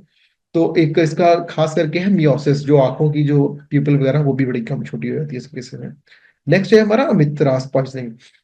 अमित्रास जब भी टॉक्सिसिटी हो जाएगी ना, तो इसके केसेस में क्या होगा कि जो हमारा सेंट्रल नर्वस सिस्टम है ना वो डिप्रेस हो जाएगा प्रॉपरली, एनिमल को जो हार्ट रेट होगा वो भी कम हो जाएगा, हाइपोटेंशन हो जाएगी, हाइपोथर्मिया हो जाएगा, राइट। याद रखना, अमित्रास ऑलवेज कॉसेस हाइपोथर्मिया, हाइपरथर्मिया, बुखार कभी नहीं कर पाएगी, राइट। तो ये टिपिकल फीचर है, आप याद रखना इसके केसेस में। नेक्स्ट है ये हमारा Meta aldehyde toxicity. Meta aldehyde में क्या है कि सीजर्स मतलब ट्रॉमर्स वगैरह आएंगी, बट इसके केसेस में है कि ये ज्यादातर छोटी मतलब खाने से ही नहीं होगा, जब भी ये ज्यादा मतलब हाई रेट ऑफ जब भी कुछ एनिमल इनहेल करेगा ना उसके केसेस में होगा। तो ये इतनी कॉमन नहीं है। तो इसका आंसर है परमेथ्रिन, जिसकी वजह से ये दिक्कतें आती हैं, बिकॉज जितने भी हमारे पैराथेनोइड्स हैं वो सारे ही सेंसिटिविटी हमारी शो होती है कैट्स केसेस में। नेक्स्ट ये हमारा एक हमारा डॉग है जो फॉर्मेशन कर रहा है ना, उसको वॉमिटिंग आ रही है, वो डायरिया भी कर रहा है, और उसकी चेक किया गया तो ये भी पता चला कि उसको पैनिक्रियास भी उसकी इन्फ्लेमेशन है, राइट। ये सारी चीजें आई जब उसने ह्यूमन का, मतलब जैसे नॉर्मली हम क्या करते हैं, जब हम खाते हैं वही डॉग को खिला देते हैं, लेकिन हमने कुछ डॉग को खिलाया तो ये कुछ सिम्टम्स निकले। तो कहते हैं कि ज्यादातर किसकी टॉक्सिसिटी वजह हो सकती है, साइलिटॉल, ग्रेप्स, रेजन्स, जिंक या फैटी फूड इंजेक्शन, है ना। ये हम पढ़ते हैं कि किसकी वजह से क्या आ गया होगा, राइट। पहला है हमारा जाइलिटॉल। जाइलिटॉल जब भी हम अपने अगर एनिमल खाएगा ना जाइलिटॉल, तो इसकी वजह से क्या होगा, उसका ब्लड शुगर लेवल ना एकदम से नीचे आ जाएगा, है ना। और बॉडी में सीजर्स आने शुरू हो जाएंगे, बिकॉज हमें पता है कि जब भी ब्लड शुगर लेवल कम होगा तो सीजर्स आने मतलब काफी कॉमन ही है। और इसके केसेस में क्या होगा, साइलिटॉल के केसेस में ना हमारा लिवर जो है ना वो अफेक्ट होता है, पैनक्रियास कभी अफेक्ट नहीं होते हैं। सो ये याद रखना कि xylitol always affect the liver part, not the हमारे pancreas part. So this is not the option. अब आ गया हमारा ग्रेप्स वगैरह। ग्रेप्स वगैरह जब भी अगर हमारा जो डॉग ज्यादा ग्रेप्स या रेजन्स ज्यादा खा ले, तो इसकी वजह से पता क्या होगा, उसकी किडनी पे इफेक्ट आएगा। Kidneys are going to get affected whenever the dog is going to inhale हमारा ग्रेप्स या रेजन्स वगैरह शुरू करेगा। अब नेक्स्ट आ गया हमारा जिंक। अगर जिंक वगैरह जो हाई जिंक डाइट्स अगर कुछ ने खाई, तो उसमें से क्या होगा, उसमें हैंड्स बॉडीज बनी शुरू हो जाएंगी। हेमोलाइसिस जो है ना वो बड़ी जल्दी होगी, मतलब आरबीसीज बड़ी जल्दी टूटने शुरू हो जाएंगे, और जिसकी वजह से हैंड्स बॉडीज बननी शुरू हो जाएंगी। तो इसकी केसेस में भी पैनक्रियास हमारा अफेक्ट नहीं होता है, राइट। तो एक ही है हमारा, जब भी हमारा जो फैटी जब खाना शुरू कर देना हमारा डॉग, उसकी केसेस में होता है। बिकॉज जब भी हमारा डॉग हाई फैट खाना शुरू कर देगा, तो जब भी फैट को जब पचाना होगा, तो पैनक्रियास के एंजाइम्स वगैरह हैं जो एक्टिवेट हो जाते हैं, जिसकी वजह से वो पैनक्रियास को ही हैम्पर करता है, राइट। ऑफन हम मिस्टेक करते हैं टॉक्सिन वगैरह से, बट ये काफी जो ये क्वेश्चन है ना, खास करके फैटी डॉग इंजेक्शन वाला, ये पैनक्रियास से रिलेटेड वाला, ये पेपर में 2-3 बार आया है क्वेश्चन, ये खास नेवले के पेपर में, राइट। तो फैटी फूड जब भी एनिमल इनहेल करेगा, that is going to ultimately affect हमारा पैनक्रियास। हाँ, अगर यहाँ पर कुछ ऑप्शंस होती लिवर वगैरह की, देन हमने चूज करना था पहले लिवर को। बट यहाँ पर जो बेस्ट ऑप्शन हमें शुरू शो हो रही है कि हमारा फैटी फूड्स वाला, तो वो फिर हम उसके हिसाब से हम इसको यूज कर रहे हैं। नेक्स्ट है ये हमारा, हमारे डॉग ने जी जाइलिटॉल खा लिया, राइट। जाइलिटॉल मतलब जो कुछ गम्स थी उसने ले ली, जिसकी वजह से उसको हाइपोग्लाइसीमिया हो गया। अब इसमें सबसे पहला ट्रीटमेंट हम क्या कर सकते हैं, ये हम पढ़ते हैं कि अगर हमारे डॉग में ये चीजें हो गई। अब पहला है हमारा एन एसिटाइल एंजाइम, है ना। एन एसिटाइल इनकरेक्ट है, बिकॉज ये तो एसिटिनोफोम की जब टॉक्सिसिटी होगी उसके केसेस में यूज कर सकते हैं, हमने ऑलरेडी पढ़ा है ना। ये हमने यहाँ पर एंटीडोट में पढ़ा था कि एन एसिटाइल हम यूज करेंगे जब एसिटम अमाइनोफेन की टॉक्सिसिटी होगी, उसकी वजह से हम यूज कर सकते हैं, राइट। नेक्स्ट है जी हमारा आईवी, है ना। नेक्स्ट वही आ गया कि जब भी डॉग में कुछ भी लगे कि हमारे एनिमल को कुछ हो रहा है, तो सिम्प्टोमेटिक ट्रीटमेंट जब भी हम अपने एनिमल को दें, तो सबसे पहले हमारा क्या होता है कि हम एनिमल को आईवी फ्लूइड देना शुरू करते हैं, है ना। अब इन्होंने डेक्सट्रोस लिखा है, तो ये थोड़ा सा डाइसी हो गया था, बिकॉज डेक्सट्रोस हमें पता नहीं है एनिमल को फीवर है कि नहीं है, लेकिन इन्होंने साफ एक कंडीशन मेंशन किया, हाइपोग्लाइसीमिया। तो हाइपोग्लाइसीमिया मतलब शुगर कम ही है ना। तो इस केसेस में हम अपने एनिमल को आईवी डेक्सट्रोस देना शुरू कर सकते हैं इसके केसेस में, है ना। विटामिन के वन वो हम दे नहीं सकते, बिकॉज ये इसकी टॉक्सिसिटी तो हुई नहीं है ना। मोस्टली ये एंटीकोगुलेंट्स वगैरह में यूज कर सकते हैं। अब इसमें हमने एनिमल को कहते हैं, एक लास्ट ऑप्शन है इंड्यूस एमोसिस। अब हमने ये क्यों नहीं किया इंड्यूस एमोसिस, बिकॉज जब भी हाइपोग्लाइसीमिया होगा ना, तब हम अपने एनिमल को कभी भी वॉमिशन के लिए इंड्यूस नहीं कराएंगे, बिकॉज एनिमल के पास इतनी एनर्जी होगी नहीं कि वॉमिशन हम उसको करवा पाए। सो द करेक्ट आंसर ओनली इसमें यही है कि जो सिम्टोमेटिक ट्रीटमेंट में हम आईवी फ्लूइड देंगे अपने पशु को, वही हम दे सकते हैं, राइट। नेक्स्ट है ये हमारा, हमारे पास एक डॉग है जिसकी अक्यूट किडनी फेलियर मतलब इंजरी हो गई है, जब उसने रेजिन्स ज्यादा खाए, ग्रेप्स खाए, रेजिन्स खाए, है ना। उसकी वजह से क्या हो गया, एकदम से उसकी किडनी पे इफेक्ट आ गया। तो कहते हैं सबसे पहला साइन क्या दिखेगा हम जब भी टेस्ट करवाएंगे, हमारे कुछ ऑप्शंस है। मार्क्ड प्रोटोनूरिया, है ना, काफी ज्यादा प्रोटीन बाहर निकलेगा यूरिन से। सेकेंड ऑप्शन इज हाइपरफॉस्फेटेमिया, मतलब ब्लड में काफी फास्फोरस दिखेगा, या हाइपरकैल्कीमिया, ज्यादा कैल्शियम हो जाएगा, या सीरम क्रेटिनिन बढ़ जाएगा। तो ये भी क्वेश्चंस मतलब best of the option choose करने के लिए हमें दिक्कत रहती है। तो सबसे पहला है हमारा जी मार्क्ड प्रोटोनूरिया। अब इसमें क्या है, ये हो सकता है, लेकिन एकदम से जब हमारा लेटर से पशु ने रेजिन्स खाए, तो कब वो यूरिन पास करेगा, कैसे करेगा, वो तो बहुत लेट हो जाएगा। मतलब ये तो कंडीशन तब आएगी कि एनिमल की बॉडी ने रेजिन्स ग्रेप्स खाए, प्रॉपरली सारी बॉडी में मेटाबोलाइज हुआ, फिर जाके उसने यूरिन पास किया। तो ये तो बहुत लेट हो जाएगा, ये आएगा लेकिन ये लेट सिम्टम आएगा। नेक्स्ट है जी हमारा हाइपर फॉस्फेटीमिया। हाइपर फॉस्फेटीमिया कब आएगा, जब हमारी किडनी फेल ही हो जाएगी, डॉग की किडनी जब फेल ही हो जाएगी ना, तब हाइपर फॉस्फेटीमिया शो होगा। नेक्स्ट है जी हाइपर कैल्कीमिया, है ना। ये बिल्कुल सिम्टम आ ही नहीं सकता इसके केसेस में, बिकॉज रीजंस वगैरह जब भी क्रेव्स वगैरह है इसके केसेस में क्योंकि डॉग्स की हमारी जो किडनीज है वो मोस्टली फॉस्फोरस पोटेशियम के ऊपर ही काम चलता है इनका सारा। इनके जो कटायंस ये वाले है ना, ये इनका ही इम्बैलेंस या सोडियम हो गया इनका इम्बैलेंस होता है, कैल्शियम का कभी यहाँ पर नाम होता ही नहीं है, राइट। नेक्स्ट है ये हमारा क्रेटिनिन बढ़ जाएगा। अब जब लेट अस से पशु ने रीजंस खाए, डॉग ने रीजंस खाए, तो हमारा जो हमारा ट्यूबुलर नेक्रोसिस शुरू हो जाएगा, जिसकी वजह से क्या है, क्रेटिनिन लेवल बढ़ जाएंगे, राइट। ये तो हमने आप ही पढ़े हैं ना, हम जैसे नॉर्मली अपना भी सीबीसी करवाते रहते हैं, तो कई बार क्रेटिनिन थोड़ा सा बढ़ जाता है, जैसे कि हमने कुछ बोलेंगे कि हमने हाई प्रोटीन डाइट खा लिया, कुछ खा लिया, तो क्रेटिनिन लेवल्स बढ़ते ज्यादा कम रहते हैं। तो इसमें सबसे मार्केट जो सबसे सिंपल है वो ये है, क्रेटिनिन वाला ही है। इनके जब भी क्वेश्चंस आते हैं ना, तो ज्यादा दिमाग नहीं लगाना होता है, जो कॉमन से जो सिम्टम्स रहते हैं ना, साइंस एंड सिम्टम्स, वही मोस्टली आंसर होता है, राइट। ये मतलब कोई पढ़े ना लॉजिक से ही अगर हम दिमाग से करें ना, तो ये क्वेश्चन सॉल्व आउट हो सकते हैं, ज्यादा कुछ दिमाग लगाने की जरूरत भी नहीं है क्वेश्चन में। नेक्स्ट ये हमारा एक डॉग है जिसने ब्रोडीफोकॉम रोडेंटिसाइड्स खा लिया, मतलब अब ये टर्म मत देखो, बस बस इतना देखो कि उसने एक रोडेंटिसाइड्स खा लिया। तो इसके केसेस में क्या हम कौन सा टेस्ट करें कि हमें पता चले कि एनिमल का इसने क्या मतलब रोडेंटिसाइड खाया कि नहीं खाया, इस हिसाब से, राइट। तो सबसे पहले है हमारा एसीटीएच स्टिमुलेशन टेस्ट। अब ये जब भी एसीटीएच है, ये तो मोस्टली हम कब करते हैं, एड्रीनल कॉर्टिकॉइड जब भी ट्रीटमेंट हो, है ना। तो जब भी एड्रीनल कैट अफेक्ट होगा उस केस में देखेंगे, जैसे कि कुशिंग डिजीज होगी उसकी केस में देखेंगे। नेक्स्ट ये हमारा प्रोथ्रोम्बिन टेस्ट। प्रोथ्रोम्बिन टेस्ट ये है हम तब करते हैं जब क्लॉटिंग की दिक्कतें आती होंगी, राइट। तो उसकी केसेस में अब ये भी याद रखना, प्रोथ्रोम्बिन जो फर्स्ट क्लॉटिंग फैक्टर है, इसको याद रखना, प्रोथ्रोम्बिन हमारा कब है, ये एक इसको बोलते हैं हमारा क्लॉटिंग फैक्टर नंबर 7, ये याद रखना, राइट। तो रोडेंटिसाइड्स जब भी एनिमल को खाएंगे, पशु जब भी रोडेंटिसाइड्स वगैरह खाएगा, तो उसके केसेस में क्या होगा, ब्लड क्लॉटिंग की इफेक्ट होगी, है ना। तो ब्लड क्लॉटिंग को देखने के लिए हम क्या चेक करेंगे, हमारा प्रोथ्रोम्बिन टाइम ही देखेंगे, है ना। नॉर्मली हम जब भी ये दिक्कतें आती हैं प्रोथ्रोम्बिन टाइम देखते हैं। नेक्स्ट है ये हमारा बर्न एंड क्रेटिनिन। अब ब्लड यूरिया नाइट्रोजन और क्रेटिनिन, अब जब भी हमारा रोडेंटिसाइड्स जब भी पशु खाता है ना, तो सीधा जाके किडनीज पे इफेक्ट नहीं करता ज्यादातर जाके, राइट।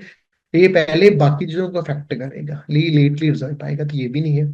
फिर है हमारा एक्टिवेटेड क्लॉटिंग टाइम, ये आता है, मतलब ये भी फैक्ट होता है। अब इनमें दो में कंफ्यूजन है हमें, है ना। जो ये तो नहीं है, एड्रिनल वाला भी नहीं है, बन वाला भी नहीं है। अब ये है प्रोथ्रोम्बिन टाइम और है एक्टिवेटेड क्लोटिन टाइम, है ना।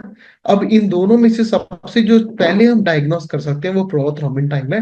दोनों ही क्लॉटिंग को ही डिनोट करते हैं, दोनों में हम क्लॉटिंग ही चेक करेंगे, क्लॉटिंग का टाइम कितना कितना रह रहा है। लेकिन जो सबसे ज्यादा हमें पहले दिख जाएगा वो प्रोथ्रोम्बिन का time, because this is the most known marker which is the 7th number marker, जिससे हमें पता चले क्लॉटिंग का साइज सही चल रहा है कि नहीं चल रहा है। तो इसको हम देखेंगे।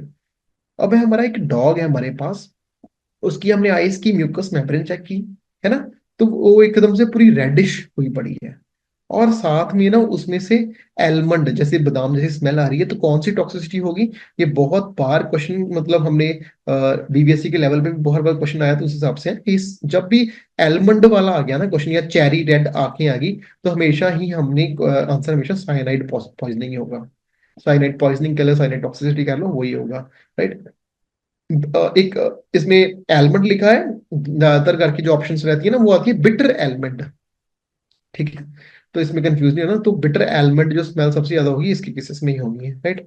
तो फिर है हमारा एक क्वेश्चन पहला है नाइट्रेट टॉक्सिसिटी। नाइट्रेट टॉक्सिसिटी में ब्लड का कौन सा कलर होता है, ब्राउनिश, ठीक है। तो ब्लड का जो कलर होगा इसके केसेस में चॉकलेट ब्राउन कलर आएगा, राइट। जब भी साइनाइड पॉइजनिंग आ जाएगी तो इसके केसेस में जो हमारा चेरी रेड आ जाएगा। कार्बन मोनोऑक्साइड ही जब भी आएगी हमारा, इसके केसेस में भी हमारा चेरी रेड ही कलर आएगा, राइट। लेकिन इसमें बिटर एलमंड की वो स्मेल नहीं आएगी। इथाइल जब भी आएगा इसके केसेस में एसिडोसिस शुरू हो जाएगी, हमारा किडनी भी फेल होनी शुरू हो जाएगी, और जो म्यूकस मेम्ब्रेन होगी इसके केसेस में रेड नहीं होगी इथाइलिन कॉम्प्लेक्स में। तो जो पेपर में भी सबसे ज्यादा आता है वो साइनाइड ही आता है, बिटर एलिमेंट चेरी रेड करके क्वेश्चन आता है। नेक्स्ट हम पढ़ेंगे ट्रॉमा की केसेस में कि कौन कौन से ट्रॉमास एनिमल इनहेल करता है, किस हिसाब से हम देखते हैं।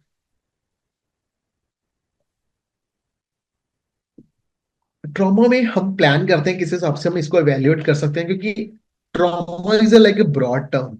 अब ट्रॉमा लेटा से ज्यादा हाई टेम्परेचर से भी हो सकता है, एक्सीडेंट से भी हो सकता है, कोई न्यूरोलॉजिकल डिसऑर्डर से भी हो सकता है।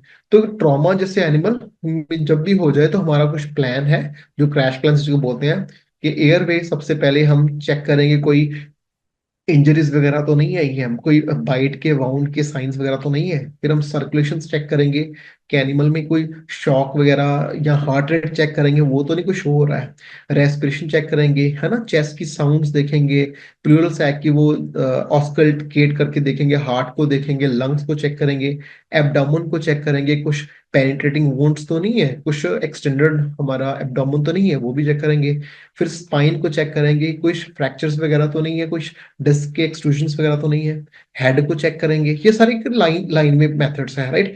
तो इनका कई बार ना पैटर्न भी आ जाता है किस हिसाब से, पहले एयरवे चेक करेंगे, फिर सर्कुलेशन, रेस्पिरेशन, राइट। अब ये थोड़ा सा ये बोरिंग लग रहा होगा, लेकिन ये पेपर में मतलब बोरिंग से क्वेश्चंस भी कई बार वो घुमा के दे देते हैं, तो इस हिसाब से हम देखना है। तो हमने हेड चेक किया, फिर हमने पेल्विस चेक किया, है ना, ये सारे पार्ट्स हमने चेक किए, ये इसके प्लान में आते हैं।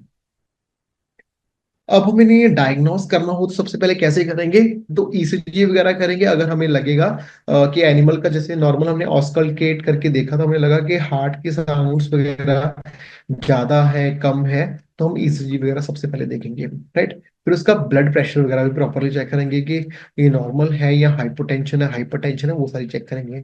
फिर हमारा न्यूरोलॉजिकल असेसमेंट करेंगे कि एनिमल का जो लिम्स वगैरह है वो काम प्रॉपरली कर रही है। क्रेनियल नर्व्स को चेक करेंगे कि जो हर एक क्रेनियल नर्व्स जो पर्टिकुलरली ऑर्गन से रिलेटेड है, आई से, नोज से, हियरिंग से, स्मेल से, वो क्रेनियल नर्व सारा प्रॉपरली काम कर रही हैं। फिर हम ब्लड पैरामीटर्स अपने चेक करेंगे, सीबीसी वगैरह जो रिपोर्ट्स, ब्लड केमिस्ट्री रिपोर्ट्स है वो चेक करेंगे, राइट।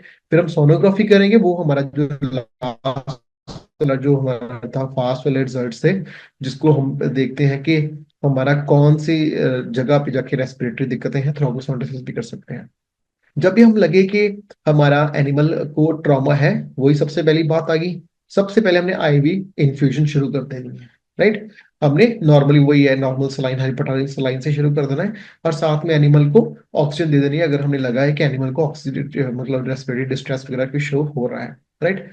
तो नेक्स्ट है साथ में कुछ एनाल्जेसिया, हमें लगे कि एनिमल थोड़ा पेन में होगा, then we can go for some analgesia, है ना, केटामिन वगैरह थोड़ा सा सिगरेट भी कर देगा, और एनिमल में थोड़ा सा जो उसको पेन वगैरह हो रही है उसको भी सिगरेट कर देगा।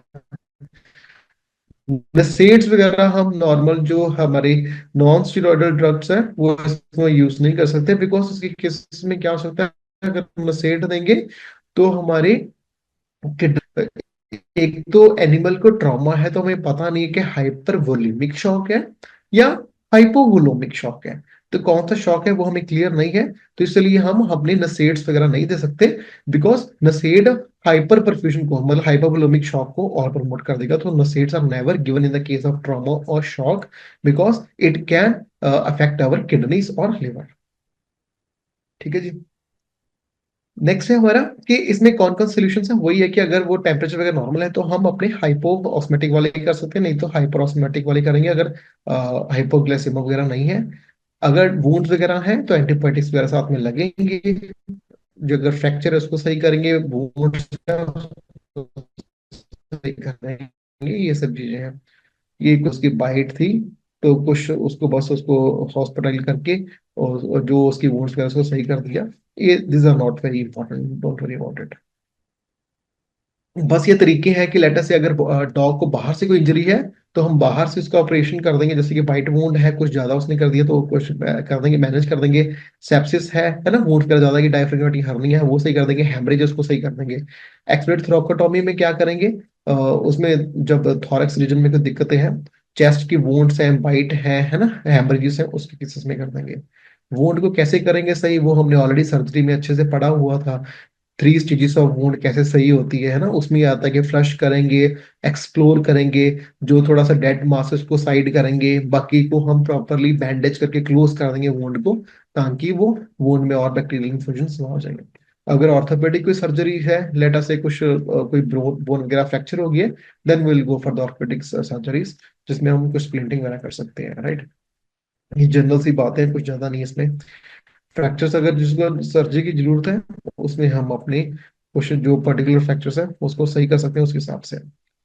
अब थॉरक्स वगैरह अगर खत्म हो सके तो अगर कोई ब्लंट इंजरी होगी जिसकी वजह से थॉरक्स दिक्कत आ सकता है, पल्मोनरी कंट्यूशंस आ सकती है, और रिब फ्रैक्चर्स, ये आपको सभी पता ही है, I will not go in detail, right. ये भी this is very common things, वो आपको पढ़ सकते हैं अपने आप ही कि पेनिट्रेटिंग इंजरीज किस हिसाब से हो सकती है ना, या नॉर्मली अपने पढ़ने ही सारे। अब हम पढ़ते हैं अक्यूट एब्डोमेन, है ना, कि जब एब्डोमिनल पार्ट की दिक्कतें आ जाए तो उसकी बात करेंगे। अब अक्यूट एब्डोमेन क्या है कि अगर हमारे डॉग में एकदम से एब्डोमिनल पेन शुरू हो जाए और साथ में एब्डोमेन थोड़ा सा फूलना शुरू हो जाए, तो हम बोलते हैं acute abdomen is the case, right. अब इसमें कुछ हमारे गैस्ट्रोइंटेस्टाइनल जो साइंस है वो शुरू हो जाएंगे, और साथ में एनिमल शॉक में भी जा सकता है लेकिन इमरजेंसी में। साइंस ज्यादातर एक्यूट होते हैं, राइट, कई बार एकदम से शुरू हो जाता है, कई बार मतलब कुछ सेकंड से कुछ घंटों में दिनों में हो सकता है कन्वर्ट, है ना। और कौन कौन से साइंस आएंगे इसमें, सबसे ज्यादा एब्डोमिनल पेन आएगा, है ना, और एब्डोमिन थोड़ा डिस्टेंड हो जाएगा, बड़ा हो जाएगा, वॉमिशन आएगी एनिमल को, डायरिया भी साथ में आएगा, रैचिंग भी आएगी साथ में क्योंकि गैस्ट्रिक डायलेशन हो जाएगी, है ना, शॉक भी आएगा, हार्ट रेट बढ़ जाएगी, हाइपोटेंशन हो जाएगा, जो म्यूकस मेम्ब्रेन है वो भी पेल हो जाएगी, एनिमल कोलैप्स भी कर सकता है। एब्डोमिनल साइंस कौन कौन से हैं? एक तो क्रेनियल, हमारी सबसे ज्यादा जो एब्डोमिनल पेन है, उसके साथ साथ पेनक्रियास भी इफेक्ट होगा, और गॉल ब्लैडर डिजीज होने के चांसेस बढ़ सकते हैं इन द केसेस ऑफ, खास करके इसमें अक्यूट एब्डोमेन में, क्योंकि एब्डोमेन में अगर पेन हो रही है तो एब्डोमिनल पार्ट्स वाली जो ऑर्गन्स हैं वो सबसे ज्यादा हैम्पर होंगे। तो जो सबसे ज्यादा जो क्रूशियल पार्ट्स रह जाएंगे वो पेनक्रियास और गॉल ब्लैडर के हैं। गैस्ट्रिक डिस्टेंशन में क्या है, नॉर्मली जो गैस्ट्रो हमारा डिस्टल वॉल्वुलस वगैरह है वो हो सकता है। फ्लूइड फील्ड की अगर बात करें तो ज्यादातर सजेस्ट कि हमारा गैस्ट्रो इंटेस्टाइनल जो ट्रैक्ट है ना वो ऑब्स्ट्रक्ट हो गया है, राइट। उसकी किस में टिम्पनी शो हो जाए तो वो भी सजेस्ट करेगा कि हमारा जो वॉल्वुलस की कंडीशन शुरू हो जाएगी है डॉग के केसेस में। साइंस कौन कौन से शॉक में ये पेपर में आता है, शॉक में हमेशा टैकीकार्डिया होता है, ब्रेडिकार्डिया नहीं आता, ये ऑप्शंस में भी कई बार क्वेश्चन आता है।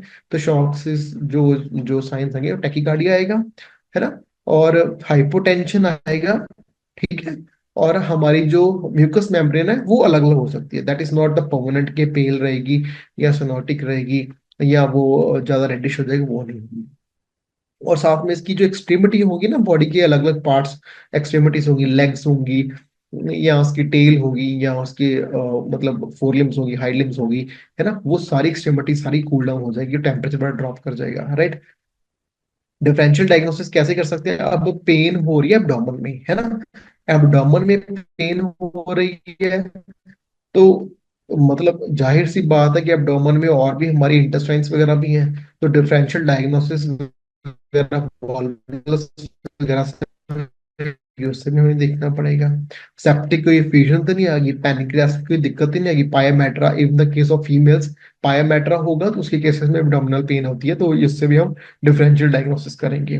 Torsion one of the common thing है ना, कि इंटेस्टाइन का अगर घूम ही गया लेट अस से, मतलब एक तो वो हो गया टॉर्शन, एक तो इन द केस ऑफ फीमेल्स के केसेस में टॉर्शन, यूट्रस का टॉर्शन हो जाए वो भी बड़ा कॉमन है, राइट। लेकिन जो डॉग्स में सबसे ज्यादा कॉमन है वो है हमारे कॉलन का, राइट, जो आंतड़ियां होती है ना वही बड़ी एकदम से उलझी हुई रहती है। अब कैसे कैसे इसकी मतलब एक पैथोफिजियोलॉजी वो हम देखते हैं, जो आपको पढ़ने की जरूरत है ना जो पेपर में आएगी वो आपको ऑलरेडी पता है। बस इसमें ये याद रखना है कि हमारा एक तो जो पेरिटोनाइटिस हो जाएगी, है ना, जो हमारी पेरिटोनियम लेयर है वो उसकी इन्फ्लेमेशन हो जाएगी, राइट। नर्व फाइबर्स वगैरह उसकी ट्रैक्शन हो जाएगी, खिंची जाएंगी, राइट। वॉमिटिंग वगैरह हो सकती है इसके केसेस में, बिकॉज बहुत सारे हमारे जो वॉमिटिंग सेंटर्स हैं, वेगस नर्व, वेगल एफरेंट्स वगैरह हैं गैस्ट्रोइंटेस्टाइनल ट्रैक्ट्स के, वो सारे रिट्रैक्ट हो जाते हैं। वेना कैवा वगैरह में जो ब्लड वगैरह है उसका जो लो है, ब्लड का जो लेवल है वो लो हो सकता है। रीनल आर्टरी और वेन वगैरह है इसके क्या चक्कर के किडनी इंजरी हो सकती है ना। ये सारी है चीजें हैं, ये वैसे ज्यादातर सब्जेक्टिव पॉइंट ऑफ व्यू से, ऑब्जेक्टिव पॉइंट ऑफ व्यू से मैं सिर्फ वही बताऊंगा, राइट। तो एब्डोमिनल इसमें भी करने के लिए हमें सबसे ज्यादा सही है सोनोग्राफी करेंगे, जो ट्रॉमा केसेस में वो हम कर सकते हैं, राइट। एब्डोमिनोसेंटेसिस करेंगे अगर हमें लगे कि फ्लूइड वगैरह का लेवल ज्यादा है, तो हमें बाईपास नहीं कर सकते, तो हम उसके केसेस में एब्डोमेन में पंचर करेंगे ताकि हम जो भी थोड़ा सा लगे कि लेटर से फ्लूइड वगैरह उसको बाहर कर सकते हैं, राइट। बाकी हम कुछ टेस्ट वगैरह कर सकते हैं जिसमें कि नॉर्मली हम चेक करेंगे लिवर का फंक्शन, है ना। एब्डोमिनल पेन है तो लिवर भी हैम्पर हो सकता है, so the bilirubin biliverdin levels, और खास करके किडनी के अगर देखें तो पोटेशियम क्रेटिनिन लेवल्स हम देख सकते हैं इसके केसेस में, है ना। लेकिन वन ऑफ द करेक्टरिस्टिक्स वो है, हमें लगेगा कि वॉल्वुलस तो नहीं है, right? क्योंकि आंतड़ियों का सबसे ज्यादा कॉमन होता है, तो वॉल्वुलस इज बीइंग चेक सबसे पहले। फॉरेन बॉडी फ्लूइड बॉडी ये हम देख सकते हैं अलग अलग तरीके से। ट्रीटमेंट की बात करें, वही है कि ice कर सके, फिर हम ओपियोइड्स और हम एनाल्जेसिक्स वगैरह हम कुछ दे सकते हैं, जैसे केटामिन वगैरह दे सकते हैं। इसके केसेस में भी हम नसेट नहीं देंगे, राइट। तो ये भी याद रखना कि हम शॉक में भी नहीं दे रहे थे, और इसके केसेस में भी हम नॉन स्टेरॉइडल जो एंटी इन्फ्लेमेटरी ड्रग्स वगैरह वो नहीं दे सकते, because it can affect kidneys as well as liver. Already abdomen में पेन हो रही है, सस्पेक्ट तो ऑलरेडी है हमारे की it would result into the kidneys और लिवर। लेकिन अगर स्टेरॉइड्स देंगे, नॉन स्टेरॉइडल ड्रग्स देंगे, तो उसकी वजह से वो दिक्कतें और बढ़ सकती है, राइट। मेडिकेशन क्या क्या कर सकते हैं, अगर तो सेप्सिस वगैरह है तो हम इसमें एंटी माइक्रोबियल एंटीबायोटिक्स वगैरह दे सकते हैं, है ना। सबसे कॉमन है ऑर्डेंस्टेरॉन वगैरह दे सकते हैं। एरिथमिया वगैरह उसको कंट्रोल करने की अलग अलग चीजें हैं, वो हम कर सकते हैं। कुछ मतलब डिफरेंशियल डायग्नोसिस देख सकते हैं। Patient that need surgery as soon 2 से 6 घंटे में हम सर्जरी कर सकते हैं अगर हमें लगे कि जीडी वगैरह के चांसेस ज्यादा बढ़ते हैं, राइट। अगर हम 12 से 24 घंटे में बढ़ जाए तो उस केसेस में हम सोच सकते हैं कि फॉरेन बॉडी हो सकती है, इंटरसेप्शन हो सकती है, राइट। लेकिन अगर 2 से 6 घंटे में, फिर वो खासकर ये पता है कि जीडीबी ही है। 12 से 24 घंटे में फिर फॉरेन बॉडी इंटरसेप्शन वगैरह या कुछ मास बढ़ गया हो उसमें, वो हो सकता है उसके केसेस में, राइट। प्रोस्टेट की एब्सेस भी बहुत कॉमन है, राइट। दो पेशेंट को जब सर्जरी चाहिए होती है, राइट। फिर हमारा इससे रिलेटेड ही कुछ क्वेश्चन आ गए, हम ये देखते हैं क्वेश्चन इस हिसाब से कि हमारा एक 5 साल का बीगल है जिसमें एकदम से हमें लगा कि एब्डोमेन में पेन हो गई, है ना। वो प्रेइंग पोजीशन में बैठ गया, मतलब प्रेइंग में उसके जो फोर लिम्स है ऊपर है और हाइंड लिम्स नीचे हैं, और साथ में वो वॉमिशन भी कर रहा है, और साथ में उसका जब सीबीसी वगैरह चेक किया तो पेनक्रियास की जो एंजाइम्स हैं वो भी बढ़े हुए हैं। जब उसकी अल्ट्रासाउंड की तो हाइपो इक्विक हमें पेनक्रियास दिखा, और हाइपर इक्विक हमें फैट भी दिखी साथ में। तो सबसे क्या कॉमनली हम इसमें देख सकते हैं क्या क्या हो सकता है। अब पहला हमारा जो एग्जांपल आई है वो है गैस्ट्रिक डायलेशन वॉल्वुलस। जब भी गैस्ट्रिक डायलेशन वॉल्वुलस होगा ना, तो जो स्टमक होगा हमेशा वो डिस्टेंडेड होगा, मतलब वो आई वुड से थोड़ा बाहर को निकला होगा, राइट। तो this is the in the इसके केसेस में होगा, और शॉक में होगा। और इसके केस में जो हमारे आई वुड से पैनक्रियास के जो एंजाइम्स है ना वो ज्यादा नहीं बढ़े हुए होते। सो जीडीवी को हम इससे डायग्नोस कर सकते हैं, बिकॉज हमने पढ़ा था कि जब भी एब्डोमेन की पेन आए तो जीडीवी से कंफ्यूज होना होना बनता ही बनता है। दैट इज वेरी कॉमन, ये हो सकता है। हम कैसे इसको सही कर रहे हैं, कैसे कि देख रहे हैं कि इसके केसेस में क्या होगा कि हमारे जो पैनिक्रियास वाले एंजाइम्स वगैरह हैं वो हैम्पर नहीं होंगे। लेकिन जो ये कंडीशन शो की गई है बीगल में, इसमें बताया गया है कि इसमें पैनिक्रियास एंजाइम्स इंक्रीज हो गए हैं। सो फर्स्ट ऑप्शन हमारी एलिमिनेट होगी। नेक्स्ट है जी हमारी एक्यूट पेरेंट करेंटाइटिस, मतलब इसमें कि पैनिक्रियास हमारी एकदम से ही मतलब इन्फ्लामेशन हो गई। तो इसमें क्या है, अब जब पैनिक्रियास एकदम से खराब होती है ना, तो ये सिम्टम्स सारे कॉमन होते हैं, सर्जरी में ऑलरेडी पड़ा हुआ है, मेडिसिन दिक्कतें होती हैं। और जब पैनक्रियास हमारी हैम्पर होगी तो हमें पता ही है कि जो पैनक्रियास के एंजाइम्स वगैरह हैं वो सारे ही अफेक्ट होंगे ही होंगे। तो इसमें बताया भी है ना इन्होंने कि पैनक्रियास के एंजाइम्स वगैरह बढ़ सकते हैं। सो इसलिए एक्यूट पैनक्राइटिस ये like this is going to be the stable option for this, right. Next है जी हमारे इंटरसेप्शन। अब इंटरसेप्शन में पेन तो होगी, जो इसमें हो रही है हम कंफ्यूजन नहीं कर सकते, होगी, है ना। बट इसमें इंटरसेप्शन में भी क्या है, आंतड़ियां आपस में फंस जाती हैं, राइट। इंटेस्टाइन्स वगैरह खास करके आपस में फंस जाती हैं। बट इसके केस में क्या है, पैनक्रियास फिर नहीं इफेक्ट हो रहा है, राइट। तो इसके केस में हम इस ऑप्शन को भी एलिमिनेट कर सकते हैं। नेक्स्ट है जी सेप्टिक पेरिटोनाइटिस। सेप्टिक पेरिटोनाइटिस में क्या है,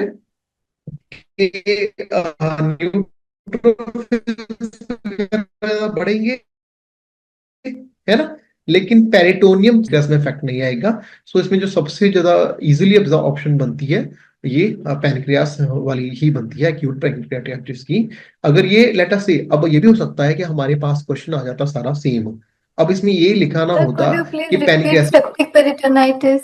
आपका साउंड थोड़ा चला गया। सेप्टिक सेप्टिक, हाँ पेरिटोनाइटिस श्योर, टाइप का फिर से सेप्टिक पेरिटोनाइटिस, जी जी, सेप्टिक पेरिटोनाइटिस में क्या है कि जो हमारी पेरिटोनियम लेयर है हमारी स्टमक की है, जब वो इन्फ्लेम हो जाएगी, अब वो इन्फ्लेम होगी और बैक्टीरियल ज्यादा इन्फ्लेमेशन होने की वजह से वो थोड़ी सी स्वोलन अप हो गई, उसके केसेस में, राइट, एब्डोमिनल पेन हो। अब एब्डोमिनल पेन सेप्टिक पेरिटोनाइटिस से भी हो सकती है, बट फिर वही आ गया कि टिपिकल जो एक फीचर्स आप में शो कर रहे हैं, पैनक्रियाटिक एंजाइम्स बढ़ जाएंगे, वो इसके केसेस में नहीं बढ़ेंगे। मतलब यू गॉट इट ना नाउ।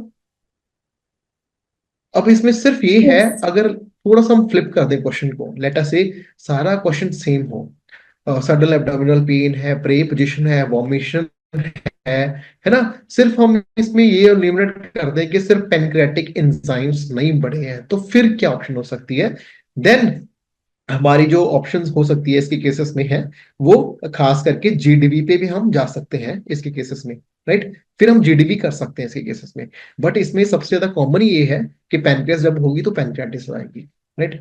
नेक्स्ट ये हमारा एक जर्मन शेफर्ड है, उसमें फिर एब्डोमेन की एकदम से वो डिस्टेंशन आ गई है ना, वो नॉन प्रोडक्टिव रैचिंग कर रहा है, खींच रहा है अपने आप को, पेल उसकी म्यूकस मेम्ब्रेन हो रही है।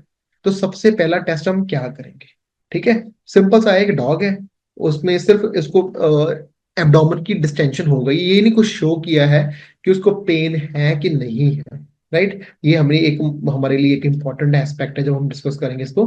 पेन नहीं है, सिर्फ उसकी एब्डोमेन की डिस्टेंशन हो गई है और म्यूकस मेम्ब्रेन उसकी पील हो गई है। तो क्या हम टेस्ट कर सकते हैं? सबसे पहले है एब्डोमिनल अल्ट्रासाउंड।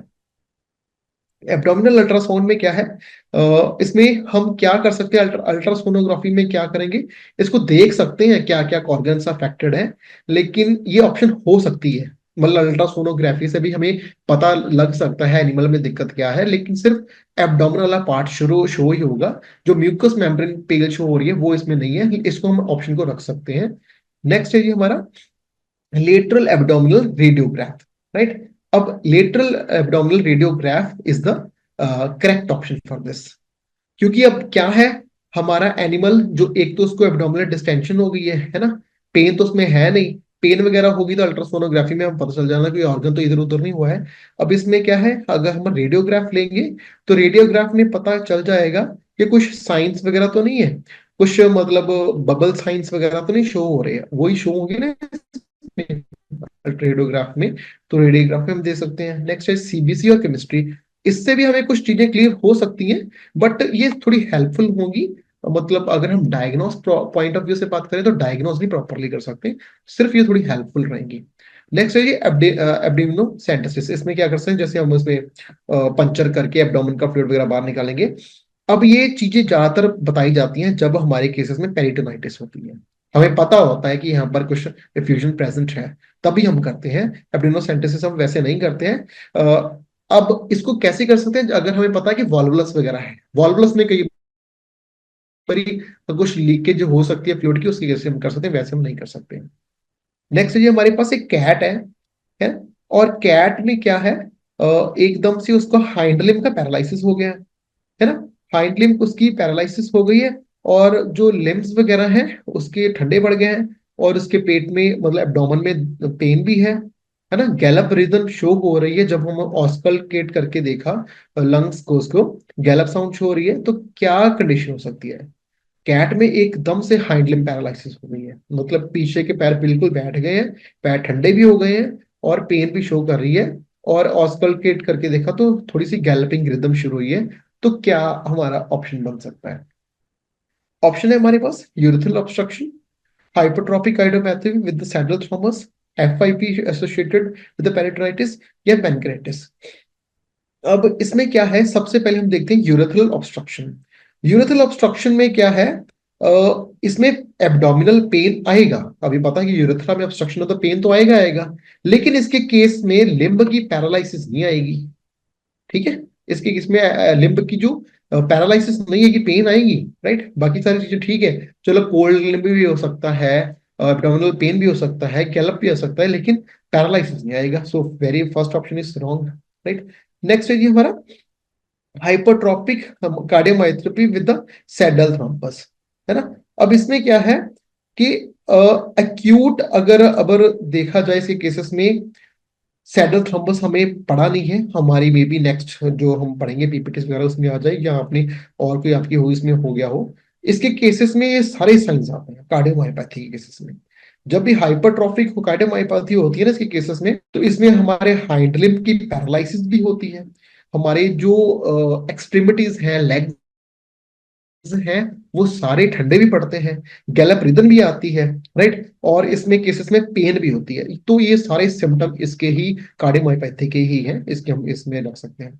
पैनिक्राइटिस वगैरह में ये सारी ऑप्शंस पता क्या है, सारी ऑप्शंस में ये सारी चीजें मानी जाएंगी। कोल्ड लिम्स हो गया, एब्डोमिनल पेन हो गया, गैलप हो गया। सिर्फ ये कार्डियोमायोपैथी हो जाएगी ना जब थ्रोम्बस की वजह से जो बाहर से एक मतलब ब्लड में आ जाए, चीज आ जाए, थ्रोम्बाई आ जाए, जैसे हम पैथोलॉजी में पढ़ते थे, उस केसेस में ही हाइंड लिम्ब की पैरालिसिस आ जाएगी। तो ये टिपिकली फीचर ही है इस डिजीज का।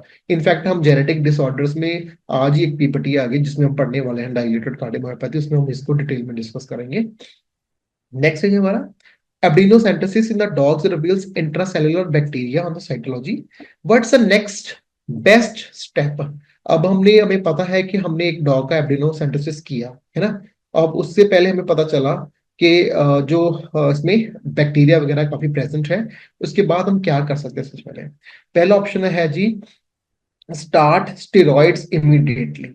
अब स्टेरॉइड्स ज्यादातर हम नहीं दे सकते, बिकॉज स्टेरॉइड्स कई बारी जो सिचुएशन है उसको हैम्पर भी कर जाते हैं। लेटर से डॉग को थोड़ा सा डायबिटीज हो या ज्यादा ग्लूकोज लेवल ज्यादा रहता हो, तो स्टेरॉइड्स देने की वजह से उसका ग्लूकोज लेवल शूट अप कर सकता है। तो एकदम से हम स्टेरॉइड्स नहीं दे सकते।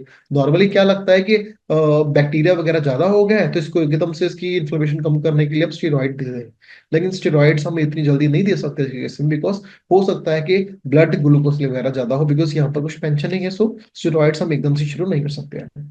नेक्स्ट है ये हमारा एक्सप्लोरेटरी लेप्रोटोमी, कि हम एकदम से वही लेप्रोटोमी मतलब पंक्चर करने के लिए, एब्डिनोसेंटेसिस करने के लिए हम इसको ऑपरेशन करना साइड से शुरू कर दें। ये ऑप्शन हो सकती है, लेकिन हम बाकी ऑप्शन देखते हैं। नेक्स्ट है ये हमारा ओरल एंटीबायोटिक्स, और हम साथ में क्या कर दें, मॉनिटरिंग। अब एक तरफ एनिमल का ऑलरेडी कॉम्प्रोमाइज्ड है और एंटीबायोटिक्स वगैरह इसमें हेल्पफुल नहीं होगी, हम नहीं कर सकते हैं। नेक्स्ट है जी हमारा एंटी एमेटिक्स। अब हमें पता है कि नॉर्मली हमारा डॉग इन्फ्लेमेशन है, कोई टॉक्सिसिटी तो है नहीं, तो हम एंटी एमेटिक्स वगैरह क्यों देंगे, राइट। कोई वॉमिशन वगैरह साइन तो है नहीं।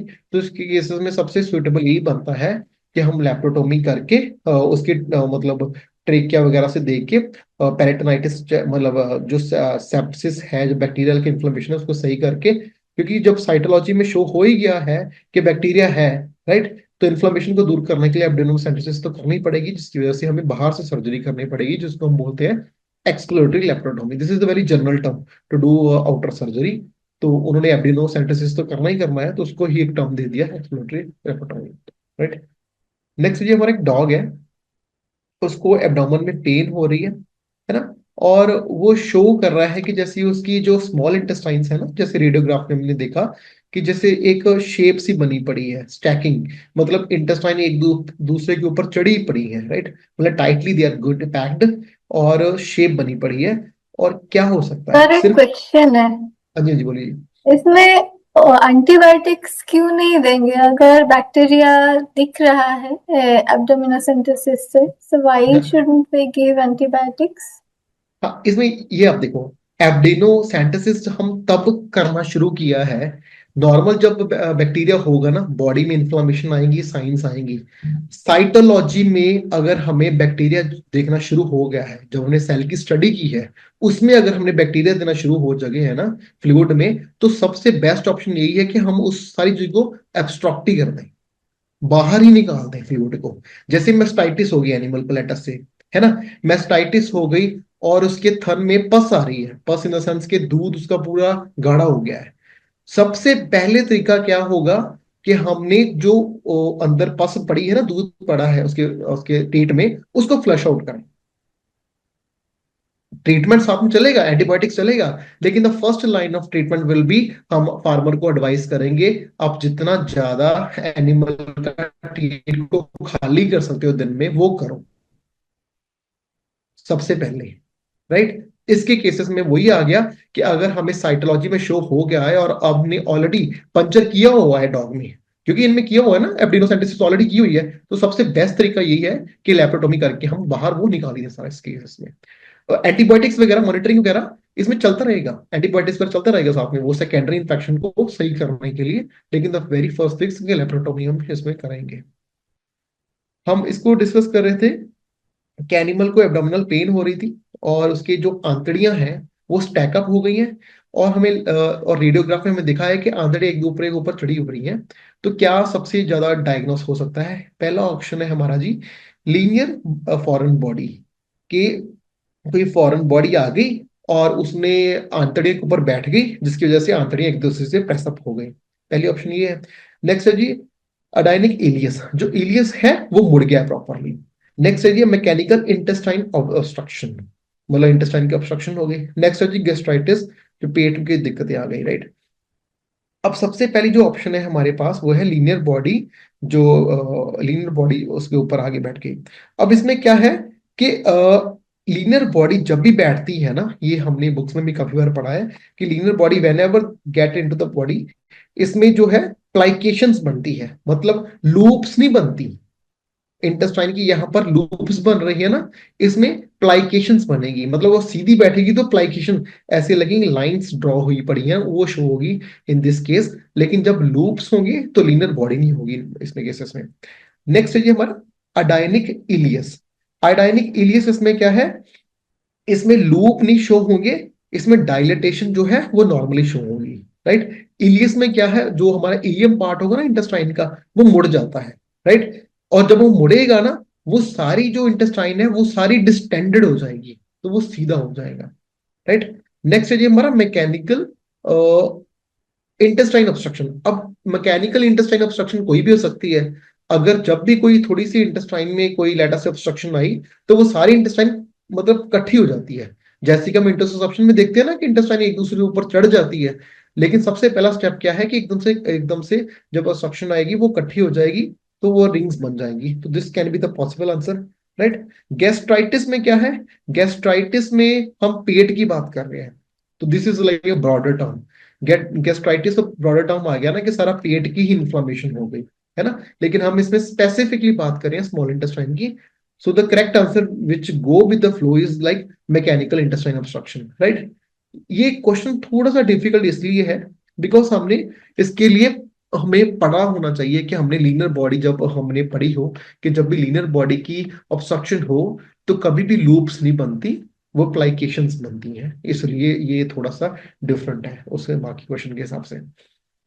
नेक्स्ट है ये हमारा पास एक डॉग है जिसको पार्वो वायरस की इन्फेक्शन है ना, वो वॉमिशन भी कर रहा है, उसमें डायरिया भी, ब्लडी डायरिया आ रहा है, और उसकी पेन भी उसके एब्डोमेन में हो रही है। तो इसमें है विच is the most commonly life threatening complication. अब इस एक तरीके से ये क्वेश्चन ये है कि सबसे ज्यादा पार्वो वायरस में डॉग किस रीजन की वजह से मरते हैं, है ना, वो ही इसका मेन क्वेश्चन है। फर्स्ट है हमारा जी अक्यूट किडनी इंजरी। अब इसमें केसेस क्या है, अब ये ज्यादातर अक्यूट किडनी इंजरी कब होगी, जब तक हमारा एनिमल में डिहाइड्रेशन वगैरह हो जाएगी तो किडनी की इंजरी हो सकती है। वैसे तो जब एनिमल पारोवायरस में है ना, तो किडनी को इंजरी होने का मतलब तो है नहीं, एनिमल तो ऑलरेडी वीकेंड होगा, इंजरी का चांस है ही नहीं।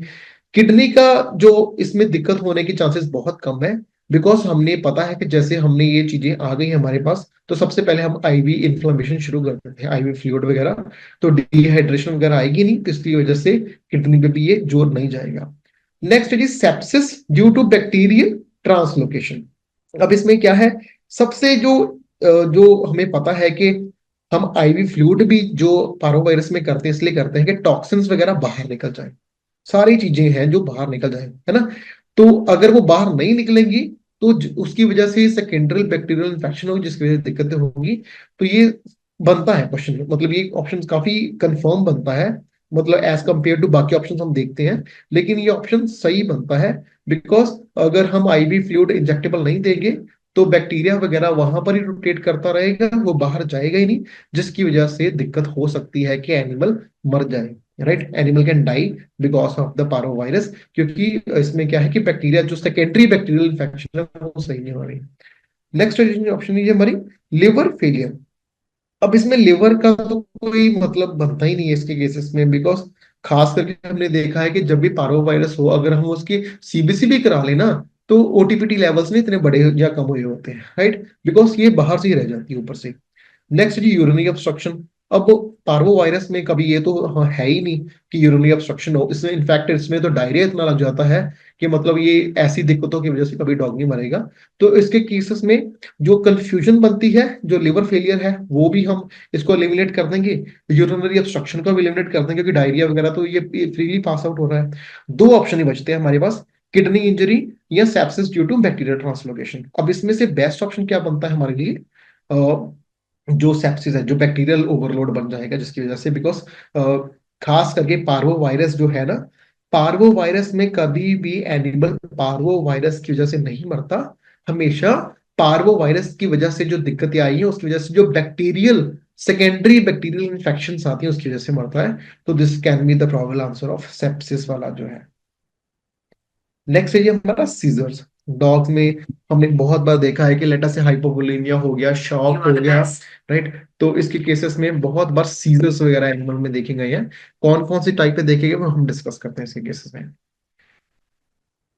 ये किसी भी ब्रीड में, किसी भी एज और सेक्स की किसी भी मतलब ब्रीड में आ सकते हैं, राइट।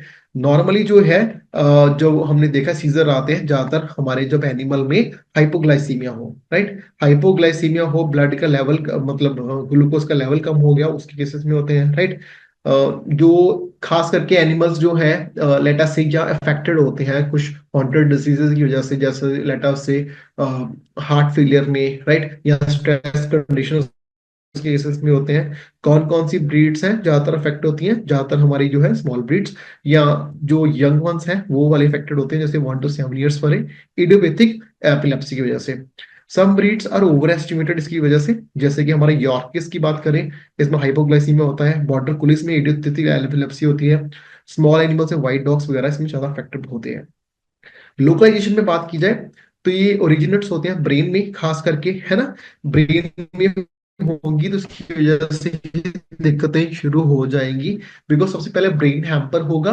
ब्रेन में जब मैकेनिज्म इसका जो फ्लो ऑफ जो सिमेट्री है वो इफेक्ट होगी, जिसकी वजह से वो प्रॉपरली एनिमल लोकेट नहीं कर पाएगा, राइट। अब इसमें दो तरह के सीजर्स आते हैं। सबसे पहला है वाला क्लस्टर सीजर्स। क्लस्टर सीजर्स ये है जब 24 घंटे में ना एक से ज्यादा सीजर आ जाए तो उसको हम बोलते हैं क्लस्टर सीजर्स, राइट। नेक्स्ट है स्टेटस एपिलेटिकस।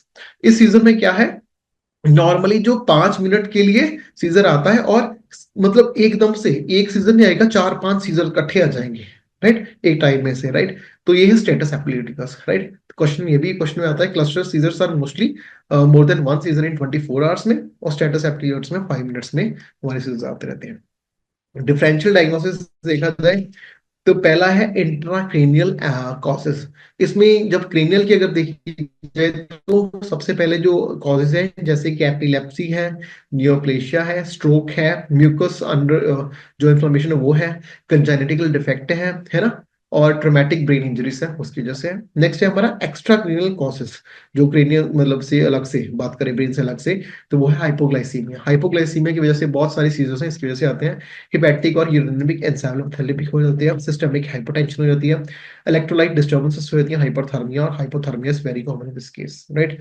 अब इसकी इटियोलॉजी देखी जाए ना, सबसे पहले इसकी seizure is defined as a clinical मतलब मैनिफेस्टेशन ऑफ सेरिब्रल डिसऑर्डर। जब सेरिब्रम हमारा कॉम्प्रोमाइज हो जाता है ना उसकी केसेस में होते हैं, जब नॉर्मल हमारा एक्सेसिव न्यूरॉन डिस्चार्जेस शुरू हो जाते हैं सेरिब्रल कॉर्टेक्स से। अब ये ज्यादातर किसी वजह से होते हैं, इंट्राक्रेनियल डिजीजेस की वजह से और any extra cranial disease just affects the central nervous system. अब ये तो हमें पता है कि सीजर्स जब भी होंगे कहीं ना कहीं ब्रेन तो इन्वॉल्व है ही है ना। अब हमने दो देख लिया कि जिसमें क्रेनियन इन्वॉल्व है और जिसमें क्रेनियन नहीं इन्वॉल्व है, ये सारे हमारे अलग अलग चीजें आ रही है, राइट। तो सीजर का सबसे पहला जो अफेक्टेड पार्ट आएगा ब्रेन का, वो क्या है, सेरेब्रम है part, which is mostly affected by this, right. और जो सबसे ज्यादा हमारा सेंट्रल नर्वस सिस्टम को अफेक्ट करता है। कैसे कैसे हम देख सकते हैं कि हमारा एनिमल में सीजर्स वगैरह हैं। कुछ चीजें हैं जैसे कि ब्लड में गैस वगैरह, PCB level, glucose level, electrolytes वगैरह चेक कर सकते हैं हम। केमिस्ट्री पैनल्स चेक कर सकते हैं, सीबीसी लेवल चेक कर सकते हैं, है ना। कि सेल ब्लड काउंट वगैरह, उसमें यूरिन का एनालिसिस देख सकते हैं किसमें क्या चीजें शो हो रही हैं। ब्लड प्रेशर देख सकते हैं ईसीजी लेवल में, है ना। आई का फंडिंग रीजन को चेक कर सकते हैं। नियोप्लेशिया की स्क्रीनिंग कर सकते हैं कि कोई लेट अस से कैंसर की जो दिक्कतें हैं, सेल्स की जो मोटेशंस हो रही हैं वो इरेगुलर फॉर्म में इतनी हो रही हैं, तो इस केसेस में हम चेस्ट के रेडियोग्राफ ले सकते हैं, एमआरआई कर सकते हैं, सेरेब्रोस्पाइनल जो फ्लूइड है उसके एनालिसिस कर सकते हैं, है ना। और इन्फेक्शियस और फंगल जो टेक्सचर्स हैं वो हम कर सकते हैं। बाइल एसिड्स और अमोनिया लेवल अब चेक कर सकते हैं इसके केसेस में, क्योंकि कई बार ये भी है कि नाइट्रोजन लेवल या अमोनिया लेवल जब ज्यादा हाई हो जाए, उस केसेस में भी दिक्कतें आनी शुरू हो जाती हैं, राइट।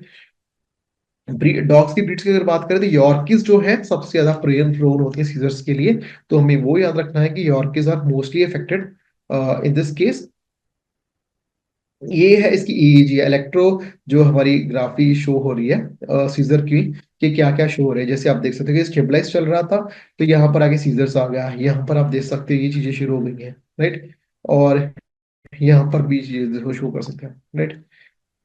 अब इसका ट्रीटमेंट पार्ट देखते हैं कि अगर एनिमल को लेटर से सीजर्स आ गए तो हम उसको कैसे सही कर सकते हैं। अब एनिमल को हो गए तो सबसे पहले हम कोशिश करेंगे कि हम एनिमल को थोड़ा सा इंटरनेशनली मिडोजोल फार्म दें, थोड़ा सा सिडेट कर दें, राइट।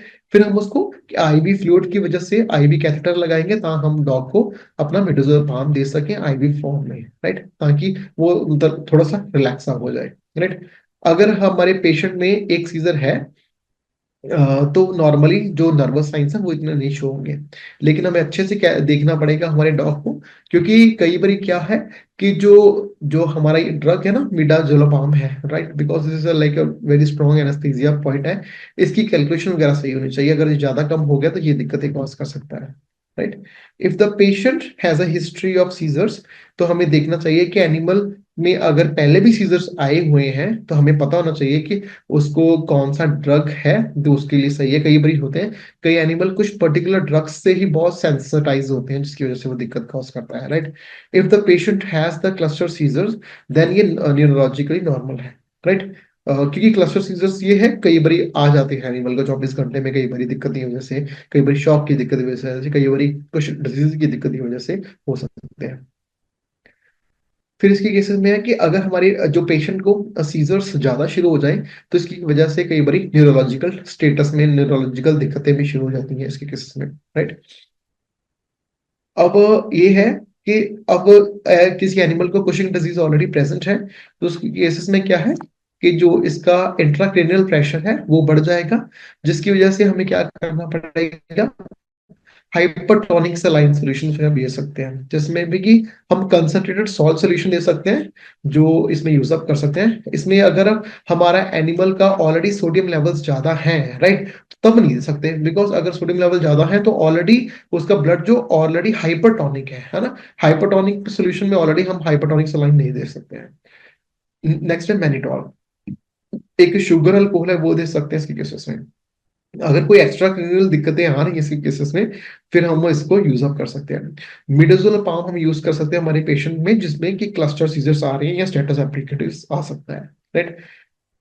बाकी इसकी वजह से क्या है कि जो सीजर का साइकिल है वो भी कम हो जाएगा, इसको हम यूज करना शुरू कर देंगे। कुछ ड्रग्स हैं एंटी एप्लेक्टिक ड्रग्स हैं जो हम यूज अप कर सकते हैं, जैसे फिनोबार्बिटल हो गया, पोटेशियम ब्रोमाइड हो गया, कैप्रा हो गया, क्लोराजिपेट हो गया, हम इसके सारी देख सकते हैं। फिनोबार्बिटल जैसे कि इसमें सबसे पहले सिडेशन इज कॉमनली इनिशियली, है ना, इसकी वजह से लीवर के एंजाइम्स वगैरह इंक्रीज हो सकते हैं। Must be loaded with the, इसमें जैसे कि शॉर्ट हाफ लाइफ की वजह से, राइट। इसके केसेस में फिनोबार्बिटल में सिडेशन एनिमल को ज्यादा आएगी और लिवर एंजाइम्स वगैरह वो बढ़ सकते हैं इसके केसेस में। नेक्स्ट हमारा पोटेशियम ब्रोमाइड देंगे तो अटैक्सिया बहुत कॉमन है, इसको अवॉइड करें अगर हमारा एनिमल एजोटेमिक है। इसमें क्योंकि इसको हम ज्यादातर देते हैं बिकॉज इसकी हाफ लाइफ बड़ी शॉर्ट होती है इसके केस में। कैप्राइस में पेशेंट आउटगो कर सकते इसकी एफिकेसी वजह से। नेक्स्ट है क्लोरोजिपेट। ये ऑफर हम 3 दिन तक देते हैं एज अ क्लस्टर बस्टर, मतलब 3 दिन तक हम इसको एडमिनिस्टर कर सकते हैं सीके से हमारे डॉक्यूज है। ये हमारा ही खास करके ट्रीटमेंट है in the cases of acute seizure control cases, हम इसको दे सकते हैं मिडाजोलोपam। अब ऐसे ही हमारे पास कुछ क्वेश्चंस हैं जो हम इसको साथ में डिस्कस कर सकते हैं कि हमारे पास एक 2 साल का लेब्राडोर है, 2 साल का डॉग है लेब्राडोर, जिसको ना बहुत बार सीजर्स आने शुरू हो चुके हैं but is normal between the episodes. मतलब उसको सीजर्स आते हैं, लेकिन जैसे सीजर्स आते हैं बाद में डॉग बिल्कुल नॉर्मल हो जाता है। पहले भी नॉर्मल था, सीजर आया बाद में फिर नॉर्मल हो गया। फिजिकल और न्यूरोलॉजिकल एग्जाम्स देखा गया तो नॉर्मल थे। तो इसमें सबसे पहले हम क्या देख सकते हैं कि एनिमल को क्या होगा, structural epilepsy, metabolic epilepsy, idiopathic epilepsy या टॉक्सिक एपिलेप्सी। अब इसमें क्या है, सबसे पहले हम देखते हैं स्ट्रक्चरल एपिलेप्सी। स्ट्रक्चरल एपिलेप्सी में क्या है, इसमें परसिस्टेंट मतलब न्यूरोलॉजिकल दिक्कतें रहती हैं, राइट। इसमें मतलब ये है कि दिक्कतें ज्यादातर कंट्रोल फॉर्म में रहेंगी रहेंगी। तो इसमें ये नहीं है कि एनिमल नॉर्मल हो गया फिर बीमार हो गया फिर हो गया, तो इसमें है कि ये नॉर्मल सारी में रहेंगी रहेंगी। नेक्स्ट है मेटाबॉलिक एपिलेप्सी। मेटाबॉलिक एपिलेप्सी में क्या है, ब्लड जो हमारा ब्लड वर्क है वो अब नॉर्मल हो जाएगा। नेक्स्ट है जी इडियोपैथिक एपिलेप्सी। इडियोपैथिक एपिलेप्सी में क्या है, हम इडियोपैथिक एपिलेप्सी मतलब कुछ रीजन हमें पता ही नहीं उसकी वजह से है। अब हमारा नॉर्मली जो ये सीजर्स है ना, ये कई बारी ना इसका कोई खास रीजन नहीं है, कई कोई बीमारी हो ना उसमें सीजर्स होने शुरू हो जाते हैं डॉग्स में खास करके, राइट। जैसे कि कई बार एनिमल को ट्रॉमा ही हो जाए, कई बार तो पार्वों में हमने देखा है कि एनिमल को सीजर होने शुरू हो जाते हैं। तो नॉर्मली ये सीजर्स होते हैं इस केस में इडियोपैथिक ही रहते हैं। Toxic epilepsy next option is. Toxic में क्या है कि हमें कुछ मतलब कोई हिस्ट्री तो होगी ना, कुछ एनिमल ने कुछ इनहेल वगैरह या किसी कुछ किया होगा तो उसकी केस में देख सकते हैं।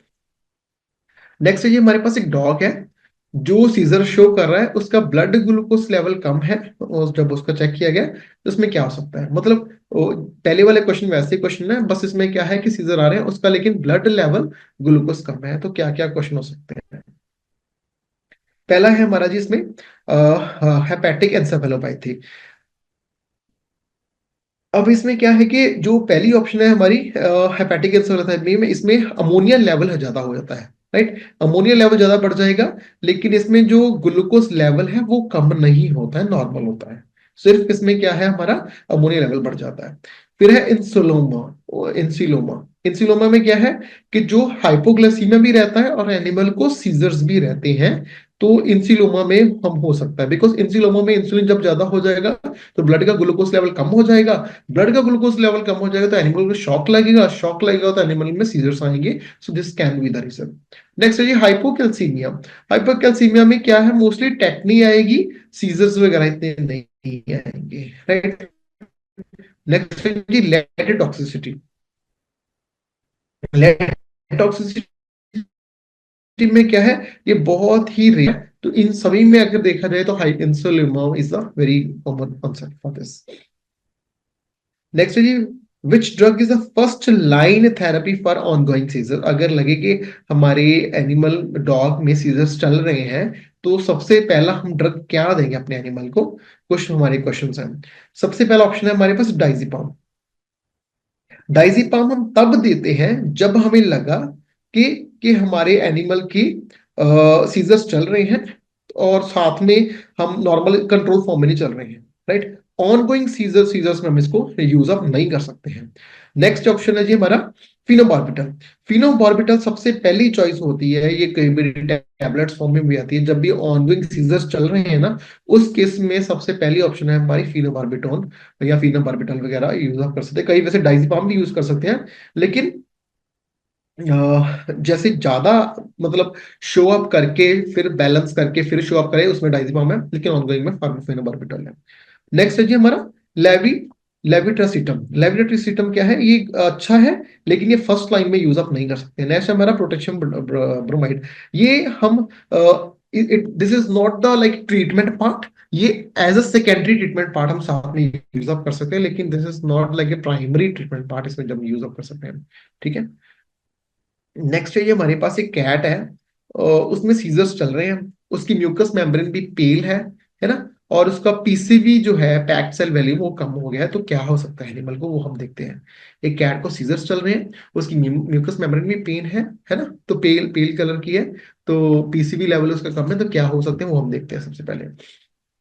अब कुछ हमारे पास ऑप्शंस हैं। पहले एफआईपी। एफआईपी जो फेलाइन वाला पार्ट होता है, इसमें न्यूरोलॉजिकल साइंस आएंगे, पर इसमें फीवर वगैरह भी साथ में शो होगा और वेटलेस भी होगा, मतलब इसमें न्यूरोलॉजिकल साइंस भी साथ में आएंगे। नेक्स्ट है जी हमारा IMHA।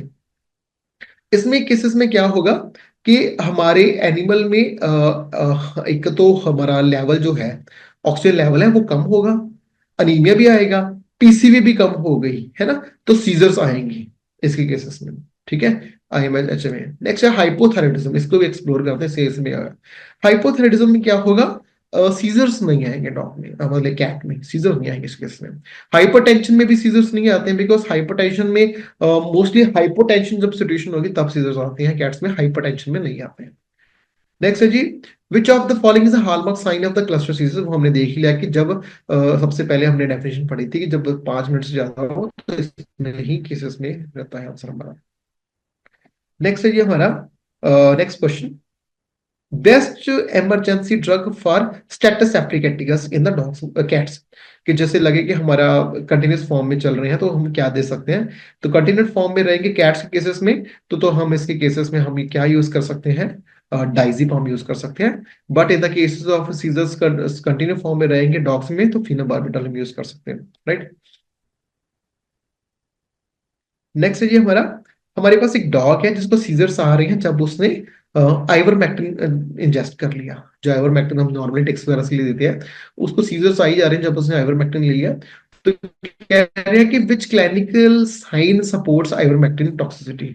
किसकी वजह से आइवरमेक्टिन की, अब आइवरमेक्टिन तो डॉग ने कंज्यूम कर लिया, लेकिन किस पर्टिकुलर रीजन की वजह से हमें लगेगा कि इसकी आइवरमेक्टिन टॉक्सिसिटी है।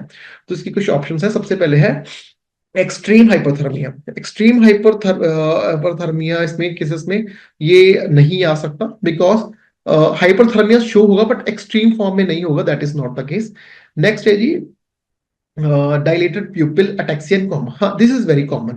जब भी एनिमल में आइवरमेक्टिन टॉक्सिसिटी होगी तो इसमें ये सिम्टम्स दिखेंगे, प्यूपिल भी डायलेट हो जाएगा, अटैक्सिया भी हो जाएगा, अकोमा भी हो जाएगा, right, this is very common. Next है जी bradycardia and with pale mucous. Bradycardia is not common in this particular case, bradycardia नहीं शो होगा। नेक्स्ट है मसल रिजिडिटी। मसल रिजिडिटी में क्या है, ये पर्टिकुलरली शो होता है जब स्ट्रिचनिन की टॉक्सिसिटी होती है तब शो होता है, that is not in the case of this particular, right. Next है जी, which electrolyte imbalance most commonly cause seizures in dogs. किसकी वजह से सबसे ज्यादा सीजर्स आते हैं, किस, मतलब हमें पता है कि हमारी बॉडी में काफी सारे आयंस हैं बॉडी में, लेकिन सबसे पहला कौन सा इलेक्ट्रोलाइट इम्बैलेंस है जिसकी वजह से सीजर्स आते हैं। तो हमारे पास ऑप्शन है हाइपर कैल्कीमिया, मतलब ज्यादा कैल्शियम, हाइपोकैल्कीमिया लो कैल्शियम, हाइपर कैलीमिया मतलब ज्यादा पोटेशियम, हाइपर नेट्रीमिया या ज्यादा सोडियम, राइट। तो इसमें आंसर हमारी सबसे जल्दी जो रहेगी सबसे पहला, वो ऑप्शन हमारी है हाइपोकैल्कीमिया, राइट। ये सबसे कॉमन है सीजर्स की होने के लिए, राइट। वैसे ये थोड़ी सी ऑप्शन कंफ्यूजिंग है, बिकॉज बाकी जो कलीमिया भी है that can be also with answer in this case, right. Next है ये डॉग है जिसको सीजर्स हो रही हैं जब उसका हेड का ट्रॉमा हुआ, मतलब सर पे चोट लगी, उसको सीजर्स होने शुरू हो गए। तो ये किस तरह के सीजर्स हैं वो हम देखते हैं। एक तो है इडियोपैथिक सीजर्स, मतलब कोई रीजन हमें पता ही नहीं है, सीजर शुरू हो गए इसके केसेस में, है ना। नेक्स्ट है ये हमारा रिएक्टिव सीजर्स, राइट। नेक्स्ट है स्ट्रक्चरल सीजर्स, देन है साइकोजेनिक सीजर्स। अब इसमें सबसे पहले है इडियोपैथिक सीजर्स। इडियोपैथिक सीजर्स में जो ब्रेन का जो इमेजिंग है वो नॉर्मल ही रहती है, राइट। नेक्स्ट है ये हमारा रिएक्टिव सीजर्स। रिएक्टिव सीजर्स में क्या है, मेटाबॉलिक कॉसेस बढ़ जाते हैं, ट्रॉमा वगैरह नहीं होता इसके केसेस में, राइट।